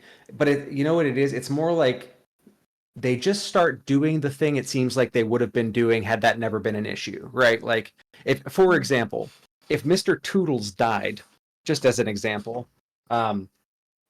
maybe he would turn over a new leaf. Maybe afterwards he'd be like, you know what? Crime doesn't pay. I think I was gonna be an account manager at a bank. That's what I was gonna do. And then Mr. Toodles would go be an account manager at a bank until he retired at a Mage Crew Retirement Home Services Center. So yeah, it's just like it's almost like it just gets people back on track and avoiding death indefinitely. It looks like it. People are afraid. Yeah, I believe a boring ass life over dying any day. That's kind of the mentality that it seems like they have. Even though they come back, but whatever they see on the other side there is not what they wanted to see. So, all right. So you're not branded. How about Audax? How did Audax get their mark? Well, one of the main things about Audax is when he's not working, he spends a lot of time just walking the city, right? That's part of his job, but it's also what he does for relaxation, clear his head, that kind of thing. And as part of that, he's just a big believer in community. So not like probably to the extremes that Arthur takes it, but you know, if he runs into someone who needs to talk, needs some advice, needs to work through a problem, he will always just stop what he's working on, make time for them. Just take them over to the nearest tavern, sit them down, and hash through what's on their mind. And apparently, people have come to value his advice to some extent. It appears to help a little bit now and then, and you know, it could just have been something like that. Someone was in a rough patch, they needed someone to listen, and he did that for them. And then suddenly, like, big, glowing, obnoxious mark on his face that really kind of messed with some of his spy work a little bit, but he was pretty bad at it in the first place, so not a big loss. Yeah, that's a funny feature to have. But like, so long as you're not doing anything out of the ordinary, people don't notice you. But with the brand on, you're never not doing something out of the ordinary. So that'll be an interesting. We'll have to be mindful of how we apply the people don't notice you in a crowd thing because the brand doesn't really allow that. Yeah. Okay. Yeah, that makes sense. So his self-sacrifice was listening to a person in need and providing guidance or succor or something to that effect. Yeah, if that works. I mean, obviously we could scale up in intensity from there if need be, but that's what he'd be doing on a normal day. Yeah, no, that's okay. So Bob, I have a question. So for Arthur's thing, do people die of disease in Panacea? They do not. Okay, so could Arthur's thing maybe be like the reason it was a notable act is because it was a unusual or rare occurrence where it was like, Yeah. oh my god, this kid is like legit sick. Like, Yeah. Like, still, sickness can still be like horrible, even if Yeah. you know Sickness living with still it forever. happens. right. Yeah. Okay. Yeah. There's still diseases and there are still illnesses. It's just they're not fatal. But that doesn't mean that they're not miserable. Okay. So it's just a different kind of thing. And that's another thing while we're on the whole death thing. That's another one of the things that's really interesting is that each of you and you get the sense that other people as well has the sense that this is not how it always worked, right? Like there was a point where people did die. It's just hard to like pin down, right? You think about it every once in a while, you're like, this is weird that it works this way. That doesn't feel exactly the way that I remember it, but I guess it's the way that it works. And then your brain kind of like flits back to the way that where you are in the present moment or whatever. But if you ever spend a prolonged time thinking about it, there's like a nagging tug at the back of your brain that there was a difference somewhere, somewhen. But yes, yeah, healing an unusually sick child, Geraldine Gozy. Geraldine Gozy. Yep. Right. And Twyla. Any thoughts about how Twyla became branded? Yeah. So I think perhaps while I was on my way to an academic misconduct disciplinary hearing at Flashy University, which you all don't need to know about, I spotted evidence of a fairy trafficking ring and was able, because people just underestimate me, to infiltrate and free them. Very Infiltrated and freed fairies from a fairy trafficking ring. Okay. Wow. Can make a lot of money on fairy dust and the wings grow back. So, yeah. That's How many dark. fairies are we talking about? You put those That's- hands down. That's dark. What sort of percentage are they willing to give up their wings for in this? I mean, You're gonna have to find a pretty desperate fairy. I mean, if she's knows some desperate fairies, we can work together. We can talk. Okay, we've got all of this. We've got Panacea. Save. Good. Right. And then Lysander, you are not marked, so we will gloss past you for the moment. Can I say that maybe either my father or my grandfather were marked in? No. No? Okay, great. Never mind. Nope. Then. Good to know. No marks for them. Cool. All Great. right. I love that.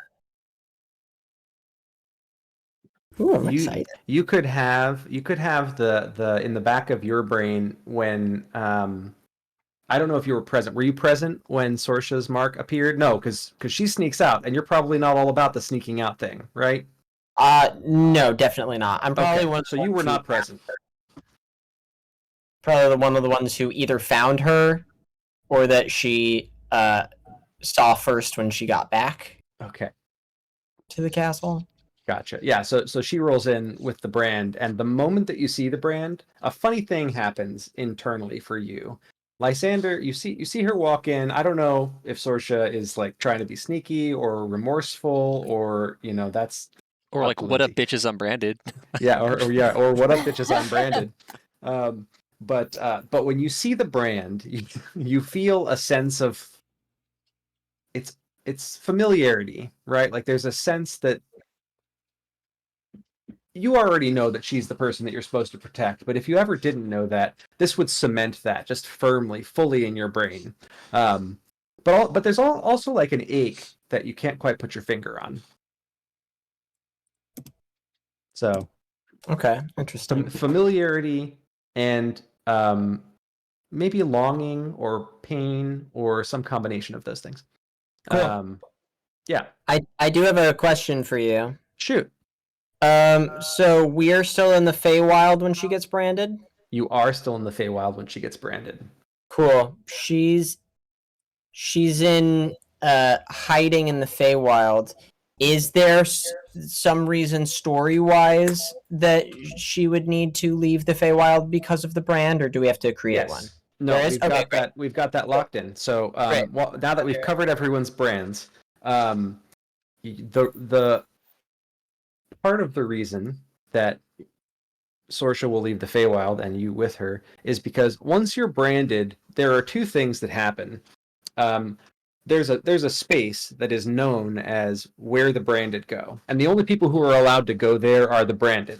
It's either a monastery or a castle or a fortress or a library. There's lots of different stories about what it is, but no one really knows because the only people who are allowed to go there are the branded.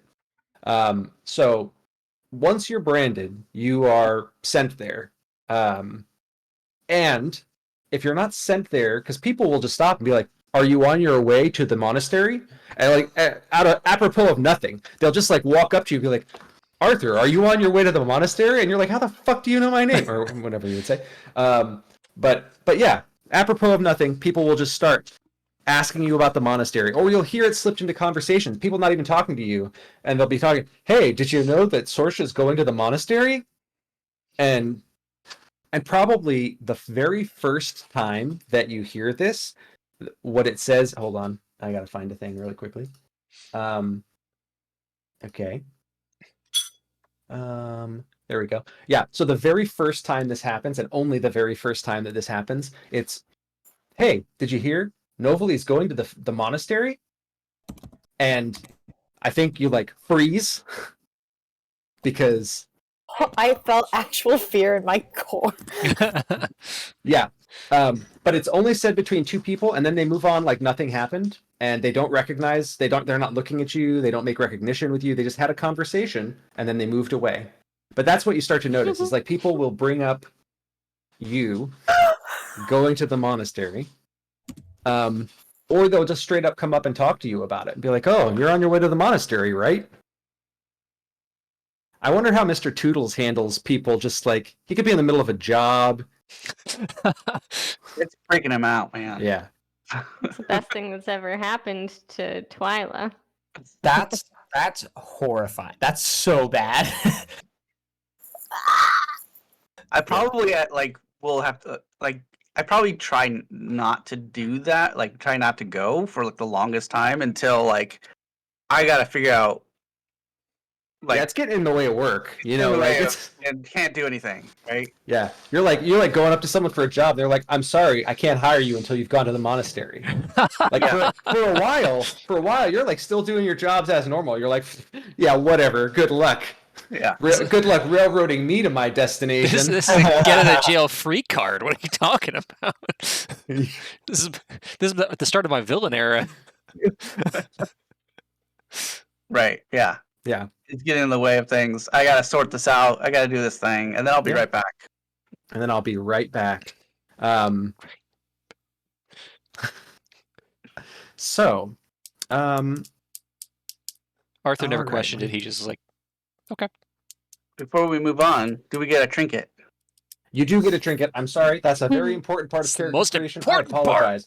One of the most important parts of character creation, and I completely Alright, forgot about it. Trinket Sorry, or the- before we dive into trinkets, one more question on the whole monastery I thing. also- Yeah, Like, if we approach people and ask them about that, are we going to get information out of anybody? Are they even going to understand the question? Like, we talk to someone we already know and say, like, "What's this monastery thing I'm hearing about? Is anyone going to give us info?"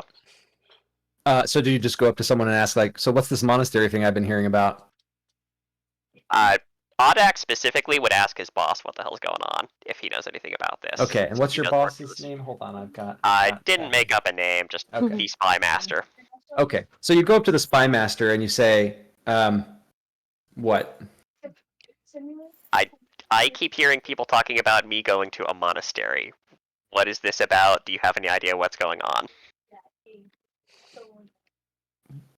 What? He doesn't know what's going on.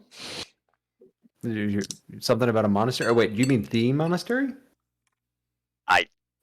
I have no idea how many monasteries there are. I know there's like one that used to exist They bulldozed it, built a library a couple years ago. No. Audex. You see the thing, right? Like, you know. Like, we're not gonna pretend like you don't know. What about the glowing thing?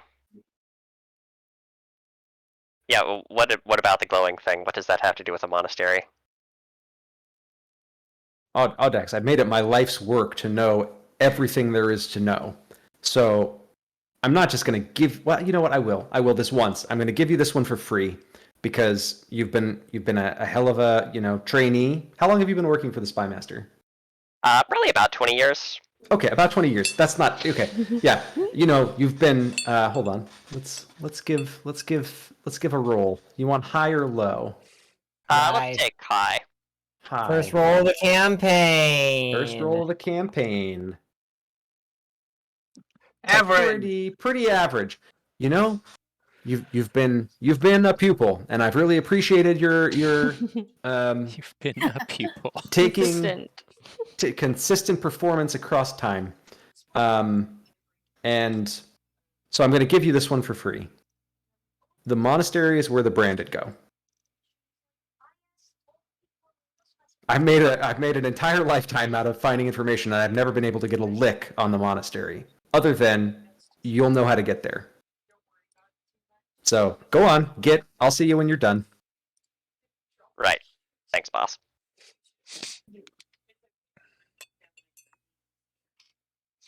Does it Can I actually have answer like the a proper question? name, or is it just the monastery? To 98% of the people, it is the monastery. It does have a proper name, but even the Spy Master does not know it. What's your question? Do these brands present differently on each person? Yes. Can they be like a unique, specific thing? Mm-hmm. They are in fact a unique, specific thing. So each brand looks a little different. Each of you has a unique brand. I have not done the art for them. I am not sure I'm the artist for doing the art for them, but I might steal some art and use it for the brands. Because I know what I need them to approximately look like. So yeah, but each of you have a different brand, and each of your brands behaves a little bit differently. So, Mine the flashiest. Interesting. is yours the flashiest? Flash I don't University. know. Maybe it is. We'll have to see. Let's see. The monastery. First D20 roll of the game, a 10. Very middle of the road. Yeah.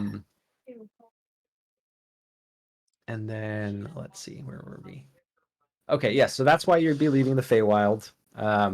Because eventually the pull just becomes too strong, right? Like in some ways the DM is railroading you, but in some other ways the pull is just too strong to ignore. It gets in the way of other things. How do you get out of the Feywild? We would definitely have our ways. Like I put in my thing that we get like a messenger from Elfavar. Elfavar. I think I put twice a year. Okay. So like we every now and then have news come in, Like a point of contact? yeah, and Okay. and Elfavar, and one of Elfavar's claim to fame was how like thin the veil between there and the Feywild is anyways, Okay. which is why we were able to escape into that.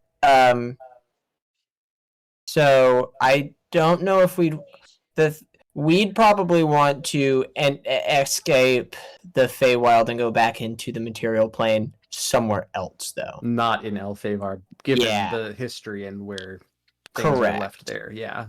Okay. So you would try to leave at a different point other than Elfavar. Okay. Yeah. I also assume that wanting to leave can be influenced both by the inner desire for adventure and like wanting to figure out what this is, but also if there are people who are immediately hostile, it also becomes, is it safer to stay or go? Yeah, that makes sense.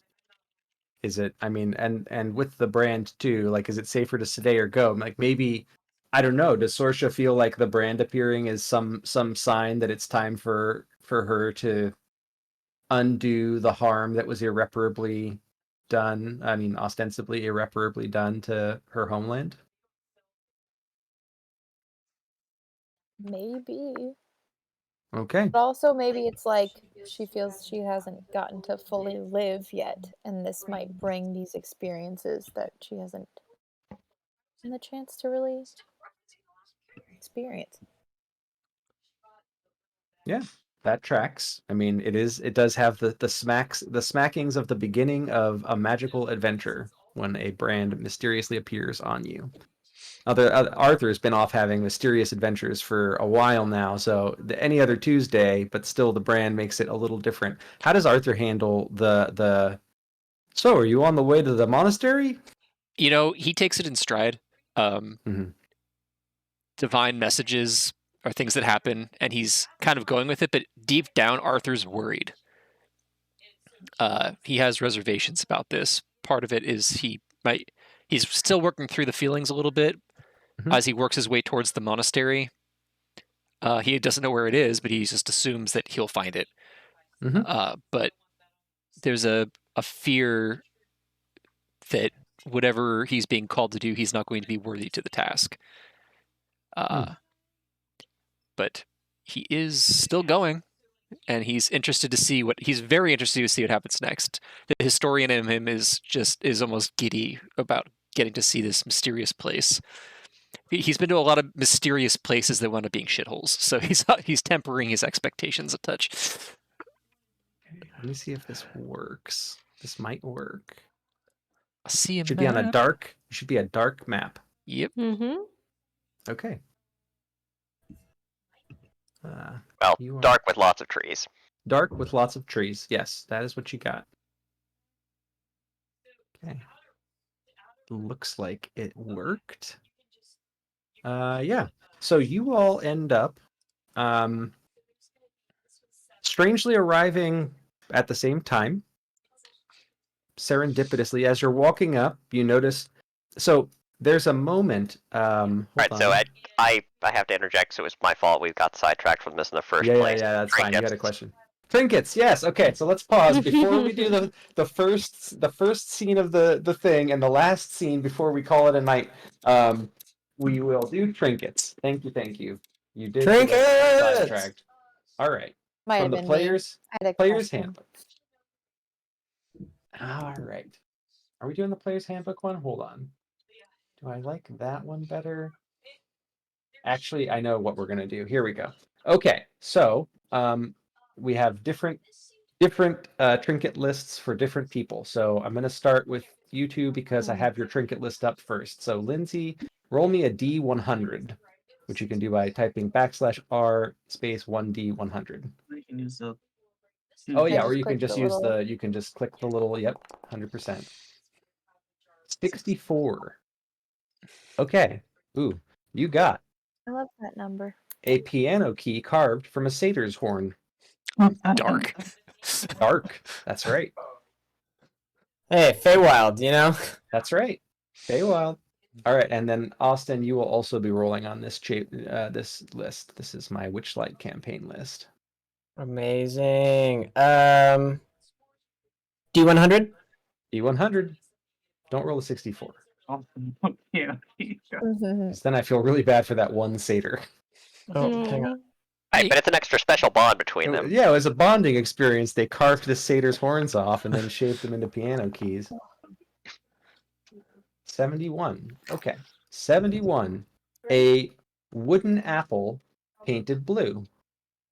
Oh. Mm. Aw. That's fitting I know for a exactly. centaur, right? I mean, come on. I know exactly why I have that, yeah. Yeah, of course. All right. And then I think Casey, we'll have you roll on this one. Yeah, this feels right. Okay, ready? Yep. 39. 39 is no, roll again. We're not doing that one. That one's not good. No. Okay, but you have to tell us what it was now. It was a lunchbox. Okay, here we go. So it's a cup that hums when filled with water. Oh, I said that. Crazy. And this one will be Steve. Yeah, you gotta select different tokens before you. Okay, you did this. 4. 4. Okay. Ooh. Yeah, That's a thing. a thing that I own. That is a thing that you own. That is one of the And things of all time. that is one of the things of all time. Lock I mean, to be fair, it's kind of a cool thing It's to kind of lock useful. and then be like, Yeah. yeah, it could come in handy. All right, and Grace, round us out. Wait, we missed one. Oh, we didn't do Carl. Sorry, I can't see the face. See, next week this won't happen. I've got it. Whoa! Grace got 125. Let's try a 31 first and see where we're at. Okay. Oh, I could just do that. Okay, Got it. well, I've Is got 666 better? I will always no, remember it. no. It's a silver badge in the shape of a 5-pointed star. Got a sheriff's badge. It's awesome. Twyla got a sheriff's badge. Twyla, I'll So trade you. Arthur's gonna try to trade immediately. You want this bloodlock? All right, and then I'll take the blood lock. not this one. Okay, go ahead, Carl. This game is So close. so if you want to spend money on it, Okay, you a can. small supple disc that displays weird moving symbols when placed over either eye. I imagine that this is like I you don't put it love- over your. I love the use of the word supple. Supple. Supple. A small, Yeah. supple disc. Yeah, when What sort of and when he romance puts writer put when he this puts list a little bit of water on it, it's a small, supple, moist disc. Put that supple disc on your eyes. Visions of children. And now And it's so- officially a D&D session because we've dipped into the gutter. Delightful. Thank you all. Okay. So, here we are. So, nope. Sorry, let me move you right back there. Oh, So, sorry, I'm you, supposed to. you Okay. all walk up, and as you are all walking up together, kind of looking at each other, no one's said anything yet. It's like there's almost it's an unbroken silence. Even your footfalls are not making that much. And then Lysander, bam, slams into something. And everyone hears that. There's a very audible thud noise from the giant, very stoic, but very swole centaur, who is unable to move past this. So much this armor. barrier. Slamming It's into. not yeah. chosen. What is? Oh, And then, Lady Soldier. Are you okay? I'm fine, but there seems to be something keeping me from you. What? It might be wise for you to stay back. Oh, I'm understanding where the wall is now. oh, what happened to all? Ah, that's a bummer. Okay, this is fine. This will work out. And then from the building, you see. So unfortunately, my graphic thing isn't taking. So I'm gonna have to go back and fix a whole bunch of stuff. But Bob, that's what does the fine. building look like? It just looks like.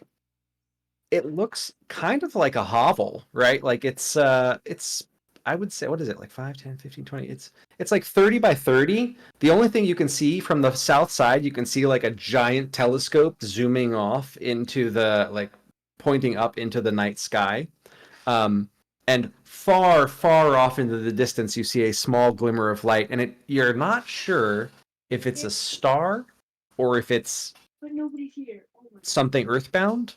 But there's a faint glimmering off in the distance that this thing is just fixed on, fully, completely. It's not rotating. It's locked in. And at the thud, you see an old man step out of the door. A couple of maybe a half a minute goes by. Hello? Did I hear someone? Are you here? Did you finally arrive? And then sees everyone. Oh, it is you. Wonderful. I see you've arrived. I certainly hope so. I've come a long way. There's one of you missing. Then your ring just breaks. Can Oh, he and see? then Oh. sees around Sorsha to Lysander. Sir, there is a mistake. Please, the Lady Sorsha cannot go in there without protection. Would you let him through, please? No, it's not up to me. It's up to him. It is up to how well if I would go in if I could. Would you? I try and push my way through. Yeah, nothing. If this is a trick, or worse, Lady Sorsha, a trap. I'm trying to shoot down his jet. Oh, fine. One moment. And he walks back inside. And he comes out and he says, you, could you please make some room? This might be messy. And yeah. Lady Sorsha, please stay right where you are. And he pulls up the biggest crossbow you've ever seen. Oh, no! And he fires it. Well, I killed good God. Let me make a roll. At Lady Sorsha? No, hang on. Oh wait, yeah, 100%, right at Lady Sorsha. I gotta find my dice. Give me a second. I pull out my crossbow. Roll 2d20. You have a whole bunch of great people on TikTok. Okay. Does a 22 hit you, Lady Sorsha? I mean, I probably. will murder you, Bobby. Okay. Hang on. So- I use interception and take the damage. Okay. Go ahead and link the interception ability. Okay, hang on. I don't really know how my own sheets work. Does it come out? This is okay. Within 5 feet of you in the attack, we'll give you the benefit of the doubt that she backs up a little bit as this giant freaking crossbow gets pointed at her. You can see that the tip of it looks more like it belongs on like heavy artillery, like mounted on a wall. And this priest-looking person is not that young, but handles it like it's a hand crossbow. But yeah, so you use your interception ability, and you basically swap places with her. And so, Lady Sorsha, you get thrown behind you through what was some sort of barrier to Lysander, and you go ahead and roll your D10 plus 5 damage reduction. Okay, so you reduce it by 10. Hold on. So you take. Okay, so you take 7 points of piercing damage. I don't know why this anywhere. Lysander takes. Oh, I didn't have him Reduce targeted. by 10 or is that with reduction? No. Yeah, after the reduction, you take 7 points of piercing damage. But simultaneously, you see the blinding flash that all of you are so familiar with as Lysander becomes branded. Just a blinding radiance strikes out into the night, and the priest puts the crossbow, walks back inside, puts the crossbow down, says, "I knew you had it in you. Now that you are all here, would you kindly come inside?" Is that not cheating to like Set up. fabricate that a easy. situation where you need to be a hero? Never mind. Lady Sorsha, this man attempted. Whether it was with another purpose in mind, if that hadn't worked, do not forget the importance of your life.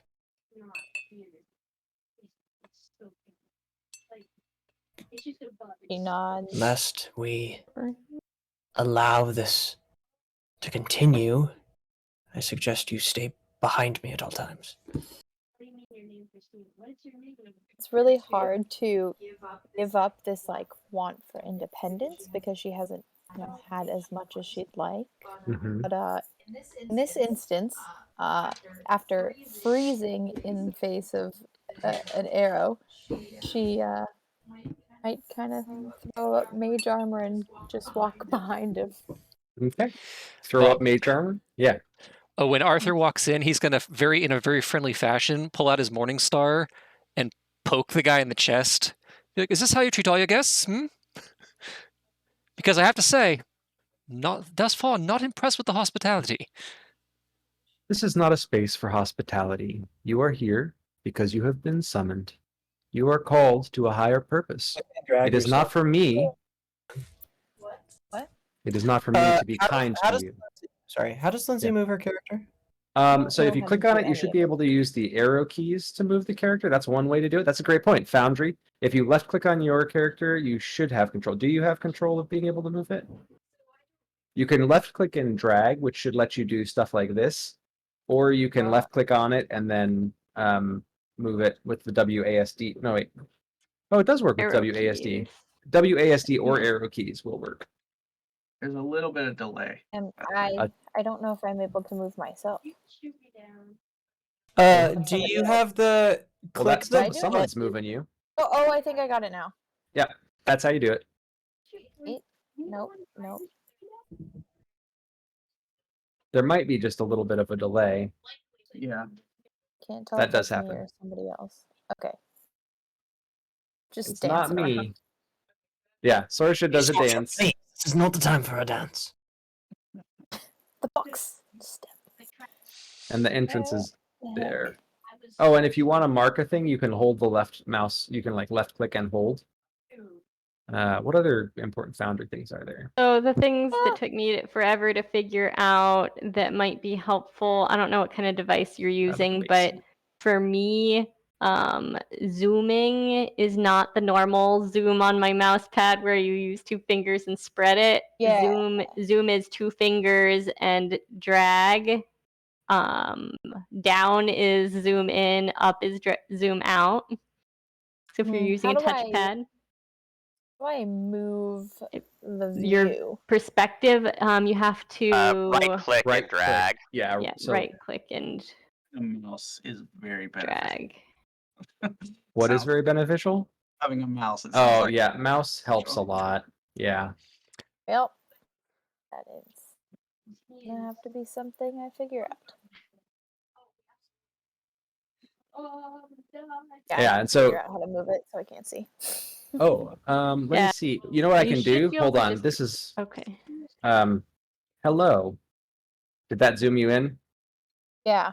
Okay, cool. If someone types something, it focuses you on that person who's typing. So I'll just move you into the shot and then move the scene down a little bit, and we'll just be a little zoomed in. So there's a telescope out a window / hole in the wall down here to the south.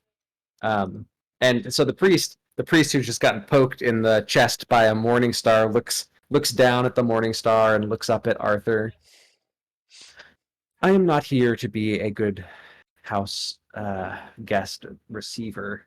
I am here to welcome you to your task. With a crossbow bolt.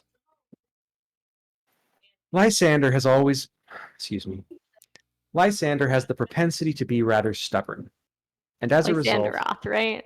Lysanderoth, yeah. Lysanderoth has the propensity to be a bit bullheaded. Is bullheaded an epithet for your kind? I don't think so. Hold your tongue, sir. It's a bit rude. If the hoof, what is that called? If the shoe fits, wear it. The horseshoe fits. In any case, you are in now, and isn't that better than where you were before? Well, that depends. Are there any more crossbows? Not at the moment. Who fears a crossbow anyhow? We clearly have a greater purpose. We're here to do something great. So be great, don't be chicken, and take a deep breath. No one's got crossbows in the head today. And Audax sidling over towards the telescope and poking at it while this conversation's happening. Yeah, and Audax, I still haven't managed to get your. I thought I had this token fixed, and somehow it still shows up as Carl's character instead of Audax. So I've got to figure out why that is the Did case. you add the Oh, token before? I did. Hold Yeah. on. There I you did. go. There we go. There Fixed. you are. I had this all set Alright. up prior to this. So anyway, yeah. So you sidle up. You sidle up to the telescope, and we'll get to what you see in the telescope in a minute. And the priest looks at the rest of you, taking Audex in, but just kind of letting him do his thing. A great evil has been done to this world, and you are chosen, as all branded are chosen, to square off against it. It is the greatest honor that this realm can bestow, but it is not without cost. And you see there's actually like a little bit of remorse on his face, and he looks at Sorsha and Lysandroth and says, "But for my part in it, I am sorry for the crossbow bolt. Sometimes even the bravest of us need a little nudge to accept their fate. And I was told 6 would arrive, and only 5 did, so sometimes you take matters into your own hands. That is a first, actually. The question is, how many of us are going to leave? Well, if you leave, you will die before the day is done." I have to say, friend, I don't much like Sorry, you. what? That's okay. You do not need to. Oh, I should explain. The brands are twofold in their function. They will empower you, they will protect you, but should you decide this is not a fate you desire for yourself, you do not have the fortitude, mental, emotional, or spiritual fortitude to stand in the face of overwhelming evil and say, "Not today," then the brand will devour your soul and find one more worthy using its energy. Sounds like a shit deal to me. Well, the bright side is the brand gets more powerful each time it does this. So eventually, the inheritors of the brand will be powerful enough to defeat the, well, we'll just call it the great unknowable evil for the time being, because true names are tricky. How many have been chosen? Many, How many have succeeded? none. Are we the only ones who are currently bearing the brand? You certainly are. And what do we know about this great unknowable evil? Well, as you are the only group of people who can approach it, not much. The brands might tell you something, but as I am not branded, I do not know how to access their hidden knowledge depths. What if our So- life already holds purpose beyond just defeating your unknown entity? Oh, it's not mine, it's all of Panacea's. It's the cancer eating out the root of this world. I don't know. And It doesn't seem who like there's or- anything wrong right now. And who or what are you that are not branded, and we find here in the place we are told the branded go? I'm the Watcher. And Carl, as you're doing that, so we'll switch back over because this is pretty close to a good wrap up spot. So you peek through the eye hole, right? And what you see, let's just do one of these, one of these. This is what you see.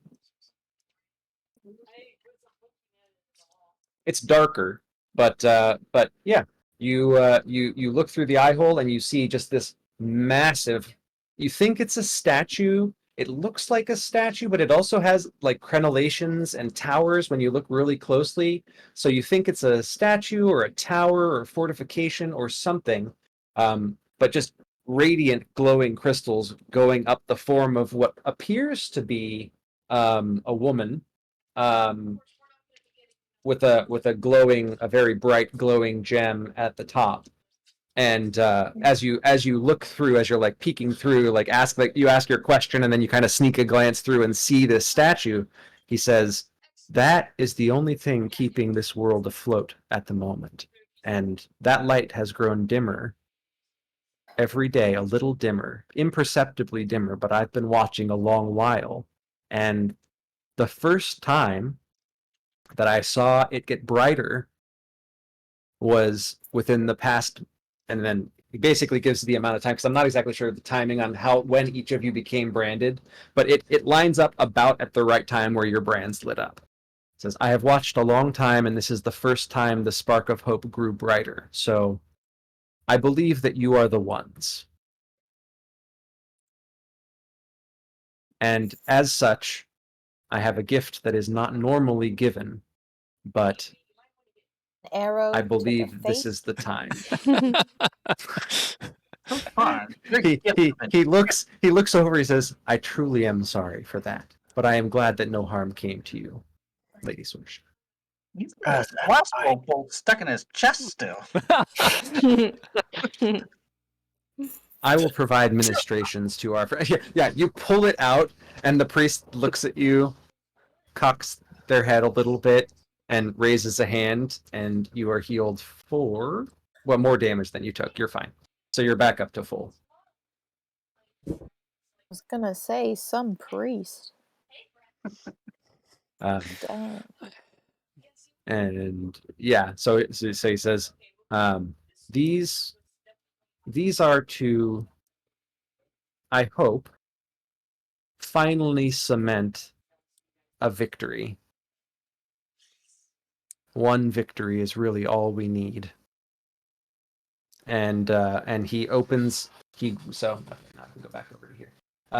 So he walks over, and he walks down these stairs for a minute, leaving you a few minutes to talk amongst yourselves. Well, you're all probably going to want to take a look at this, even if you don't believe anything he said. It's quite the sight. Have you seen this before? Somebody's quoting the Hamilton song. Absolutely not. Yeah, it doesn't look familiar to anyone. That's what I was gonna ask. Arthur's gonna pull out his journal and like quick sketch it. Yeah. Gonna start walking over, even though she's supposed to stay behind. Lady Sosha! Sorry. I just wanted to see. Okay, so Sorsha goes down to the telescope. Yeah, I don't know where I'm going. I got you. It's right here. There. Thank you. All right. Somebody's singing. And then a few minutes go by, and the priest comes up with a box. And he opens this box, and it's bracers, like 6 pairs of bracers. Can I assess their value? Yeah, definitely. Go for it. Go ahead. You've got an eye for valuable things. What sort of skill would you? We're going to call that, what is an Insight? appraise roll? Investigation? I don't know what an appraisal would be. Let me think about that. Culture? Yeah, I'd give you a culture roll on it. Yeah.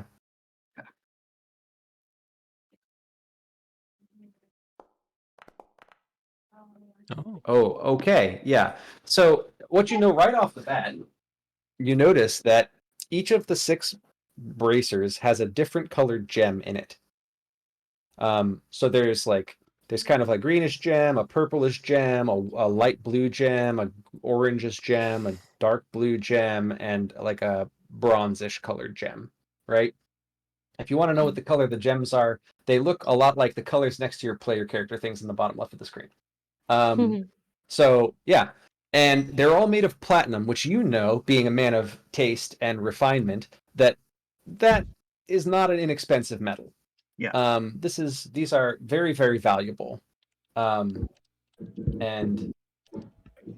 he holds them up to you. He opens the box and says, Giving out gifts, I will go ahead and gladly accept. Oh, I got stuck in a pillar. Isn't that just the way?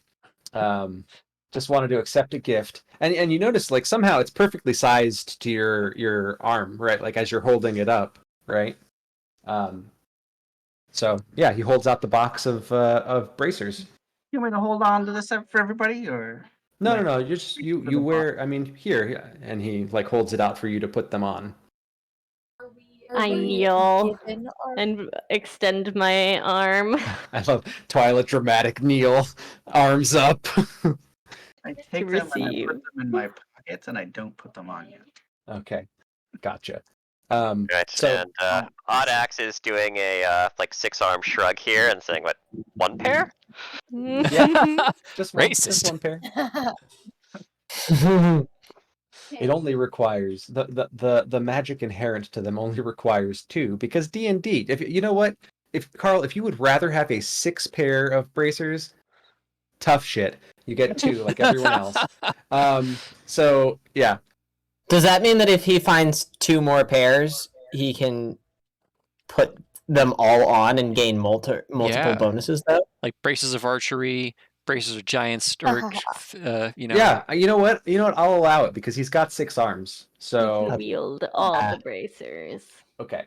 So Twyla, yeah, the priest looks down at you, and you're like, oh, he's looking down at me. No, he looks down at you, and he reaches out his hands and clasps the vambraces, the bracers on, and you immediately feel a sense of. Actually, no, you don't. Hold on. You immediately feel that they close on your arms. There you go. Does anyone else put them on? Of course. Well, Twyla's got hers on. He actually turns to look to Sorsha because she's right next to him and holds out the bracers. I think there's a tentative look around at how the other people who've already put them on have Which is reacted. only Twyla. Standing with my Yeah. hands on my hips proudly. That's all. She looks unperturbed, unfazed so far. I think there's a quick glance at Lysandra. Just Yeah, on the other side of the room. Yeah, I'm eyebrows are definitely furrowed, very nervous, but I'm also probably pretty curious. Embrace think your a little- destiny. I think a little bit is like I look for your opinion, but seeing the furrowed brush, she just shrugs and holds her hands out. Okay. So he clasps the bracers onto you, and the first thing that you feel, the very first thing that you feel is like a twitchy tail.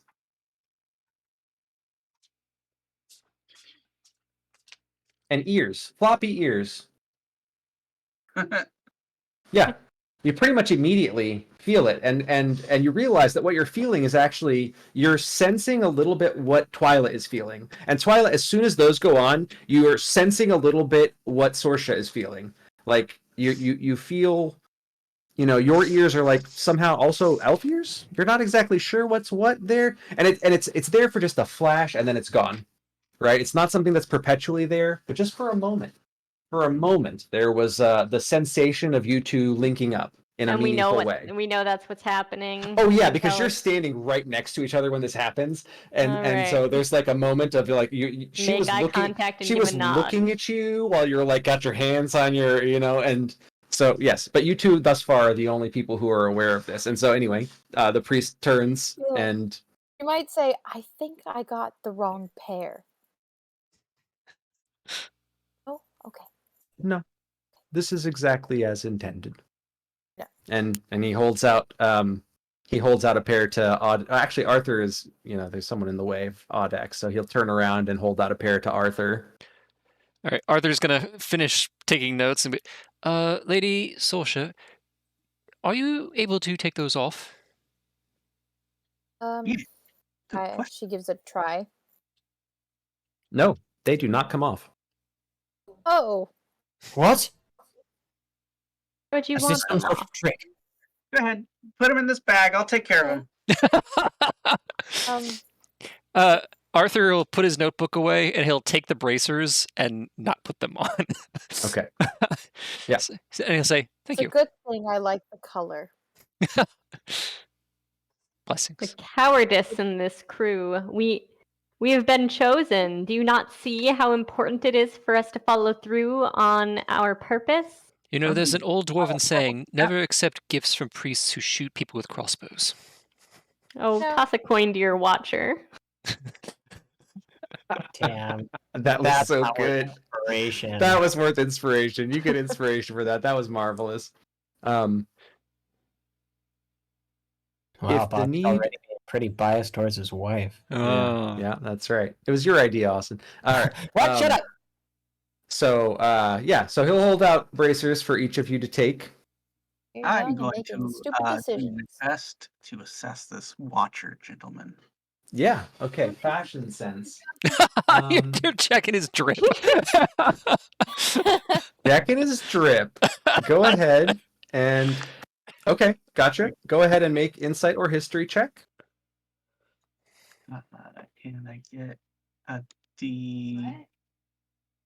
Of course, you get expertise to check the drip. Why wouldn't you, Mr. Toodles? Why wouldn't you?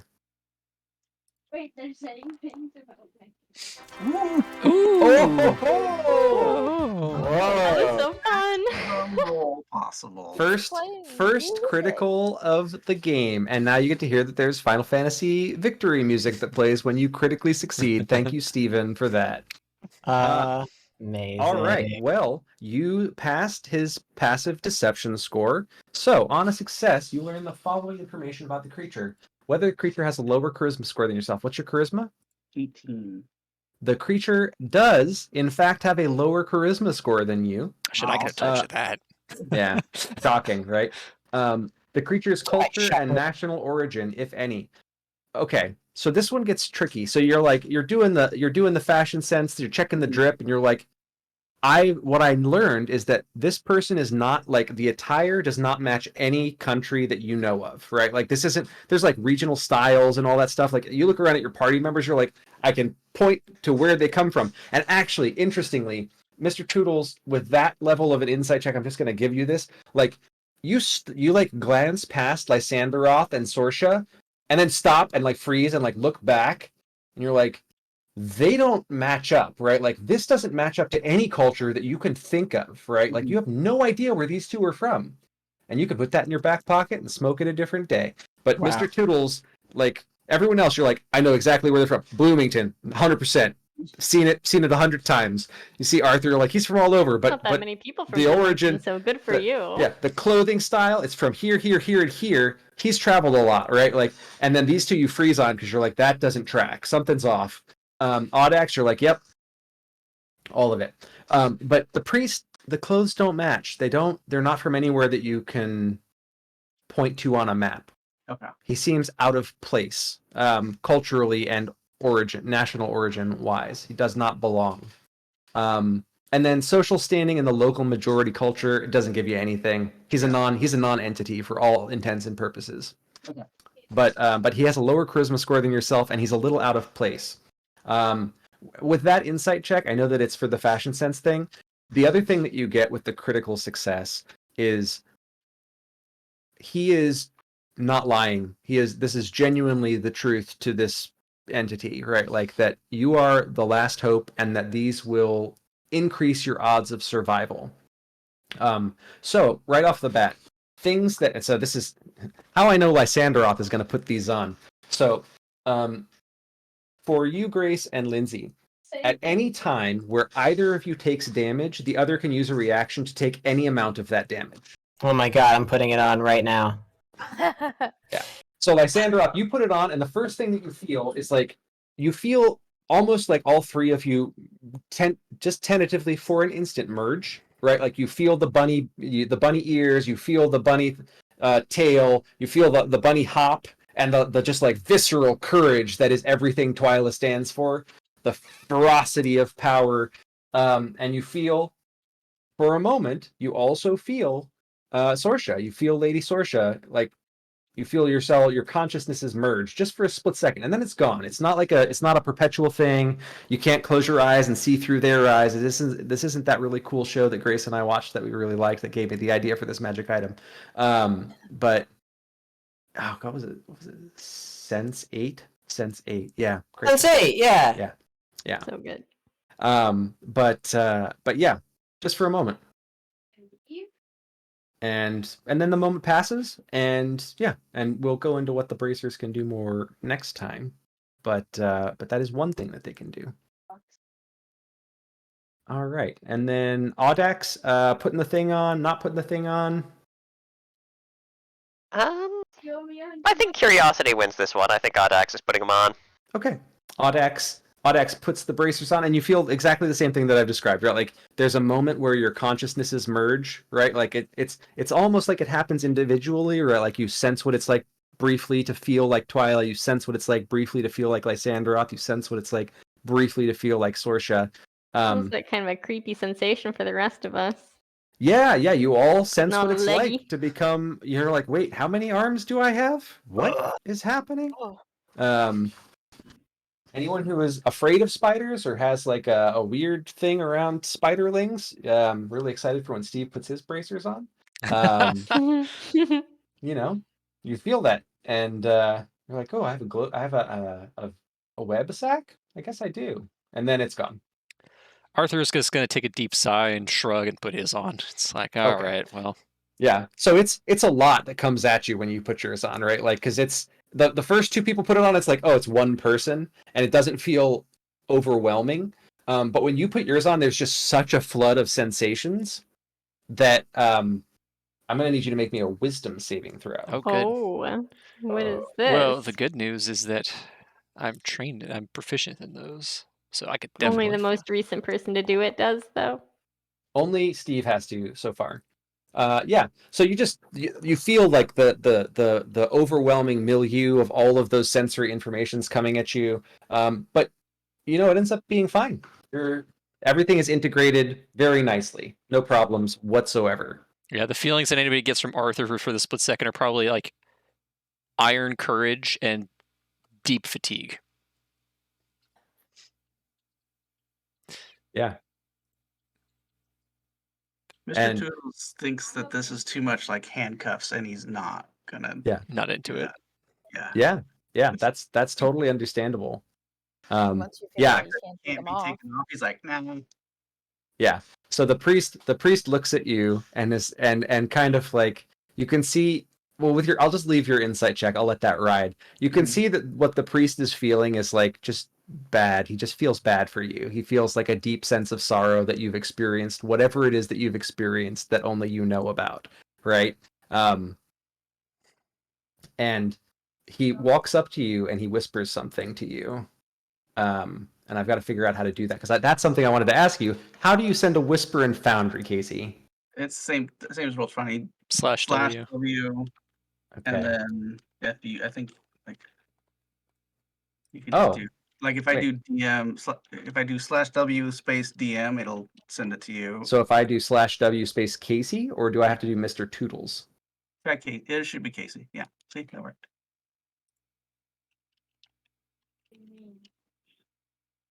I'm playing the game. Secret messages. Yeah, secret messages. Secret messages.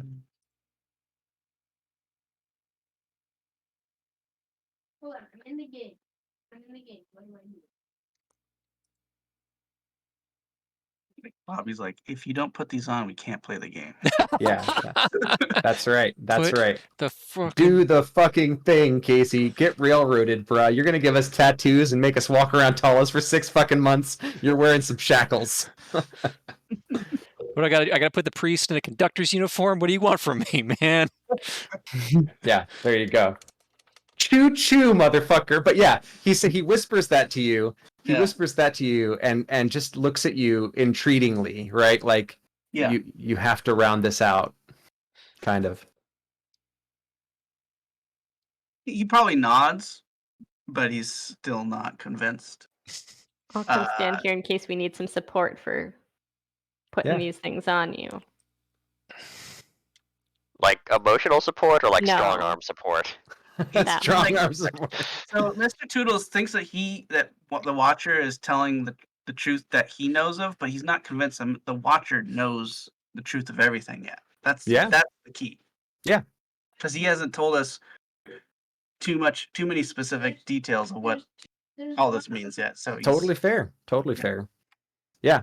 Well, he says that, and he's like, you can decide. You'll know when the right moment is. Mhm. It's your choice, Mr. Toodles. It's your choice. Actually, he doesn't say Mr. Toodles. It's your choice, Tozer. Tozer or Tozer? Awesome. Tozer. It's your choice, Tozer. It can only be your choice. But there will come a time when that choice will matter. Does Yeah, that while time this need is to be going now? on- I can help make that time now if it has to be. Twyla, truly, he has to choose this for himself. He like probably will spin one of his knives if she says that, and then like put it back. Yeah. He's not having it. Yeah. Let Is him come there- to it in his own time. Yeah. Is there any kind of feeling that settles in once everybody's in kind of fades? Well, once everybody is in kind of what? Sorry, I cut out. Sorry. Is there any kind of feeling that remains after we feel everybody's kind of conscious come in and out? It doesn't really leave like a lingering hum or like a feeling of like a net closing over you or anything like that. It just ends up being kind of like, you know that you're linked. You can feel the link, but it's not ever present. It's not like oppressive in any way. It's just like, It's there if we look for it. yes, for all intents and purposes. So here are the things mechanically. For all intents and purposes, like if excuse me, if Arthur was like, oh, Sorsha's 60 feet away from me and dying, she's bleeding out or whatever, lay on hands, and he could cast that on himself and channel it through the armband, and it would target you. So for all intents and purposes, any touch abilities, you are all adjacent to one another for. You want to cast... Is this information being shared with us, or is this something we'll have to quote-unquote learn? This is something you're going to have to quote-unquote learn, but that one you can feel. The two that you feel right off the bat, because there are other things that these do, but the two that you know right off the bat, because you can feel it, like there's an adjacency. You are effectively adjacent to one another in some metaphysical sense. I'm serving. And so you can cast touch spells through these to anyone that is attuned to them, linked to them, wearing them.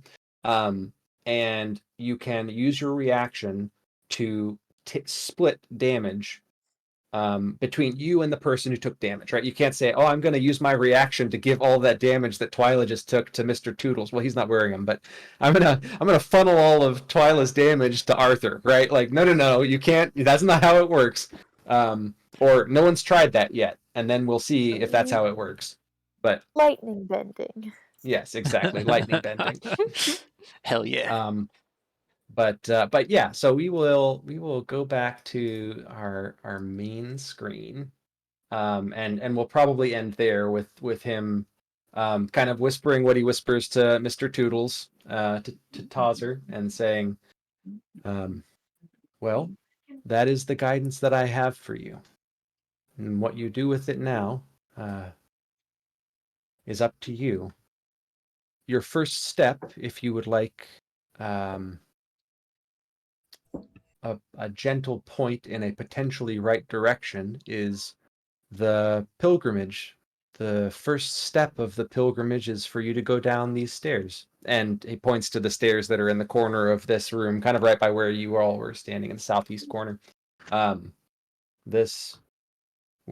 There are 7 layers to this building. Each layer will take you to a portal, and each portal will take you to a test to prove if you are the ones who are truly worthy. Right, so it's an orientation. It's the tutorial levels then. Yes. Perfect. It's the tutorial levels, but if you do anything wrong, it has lasting and potentially dramatic repercussions. And why bother with this exactly if failure just means that we all die and the brands get stronger and go on to the next batch of chosen ones? But why do you Because really need a not tutorial trying- section? Oh, because this isn't really a tutorial section. I didn't really understand the question. This is the test. Yeah.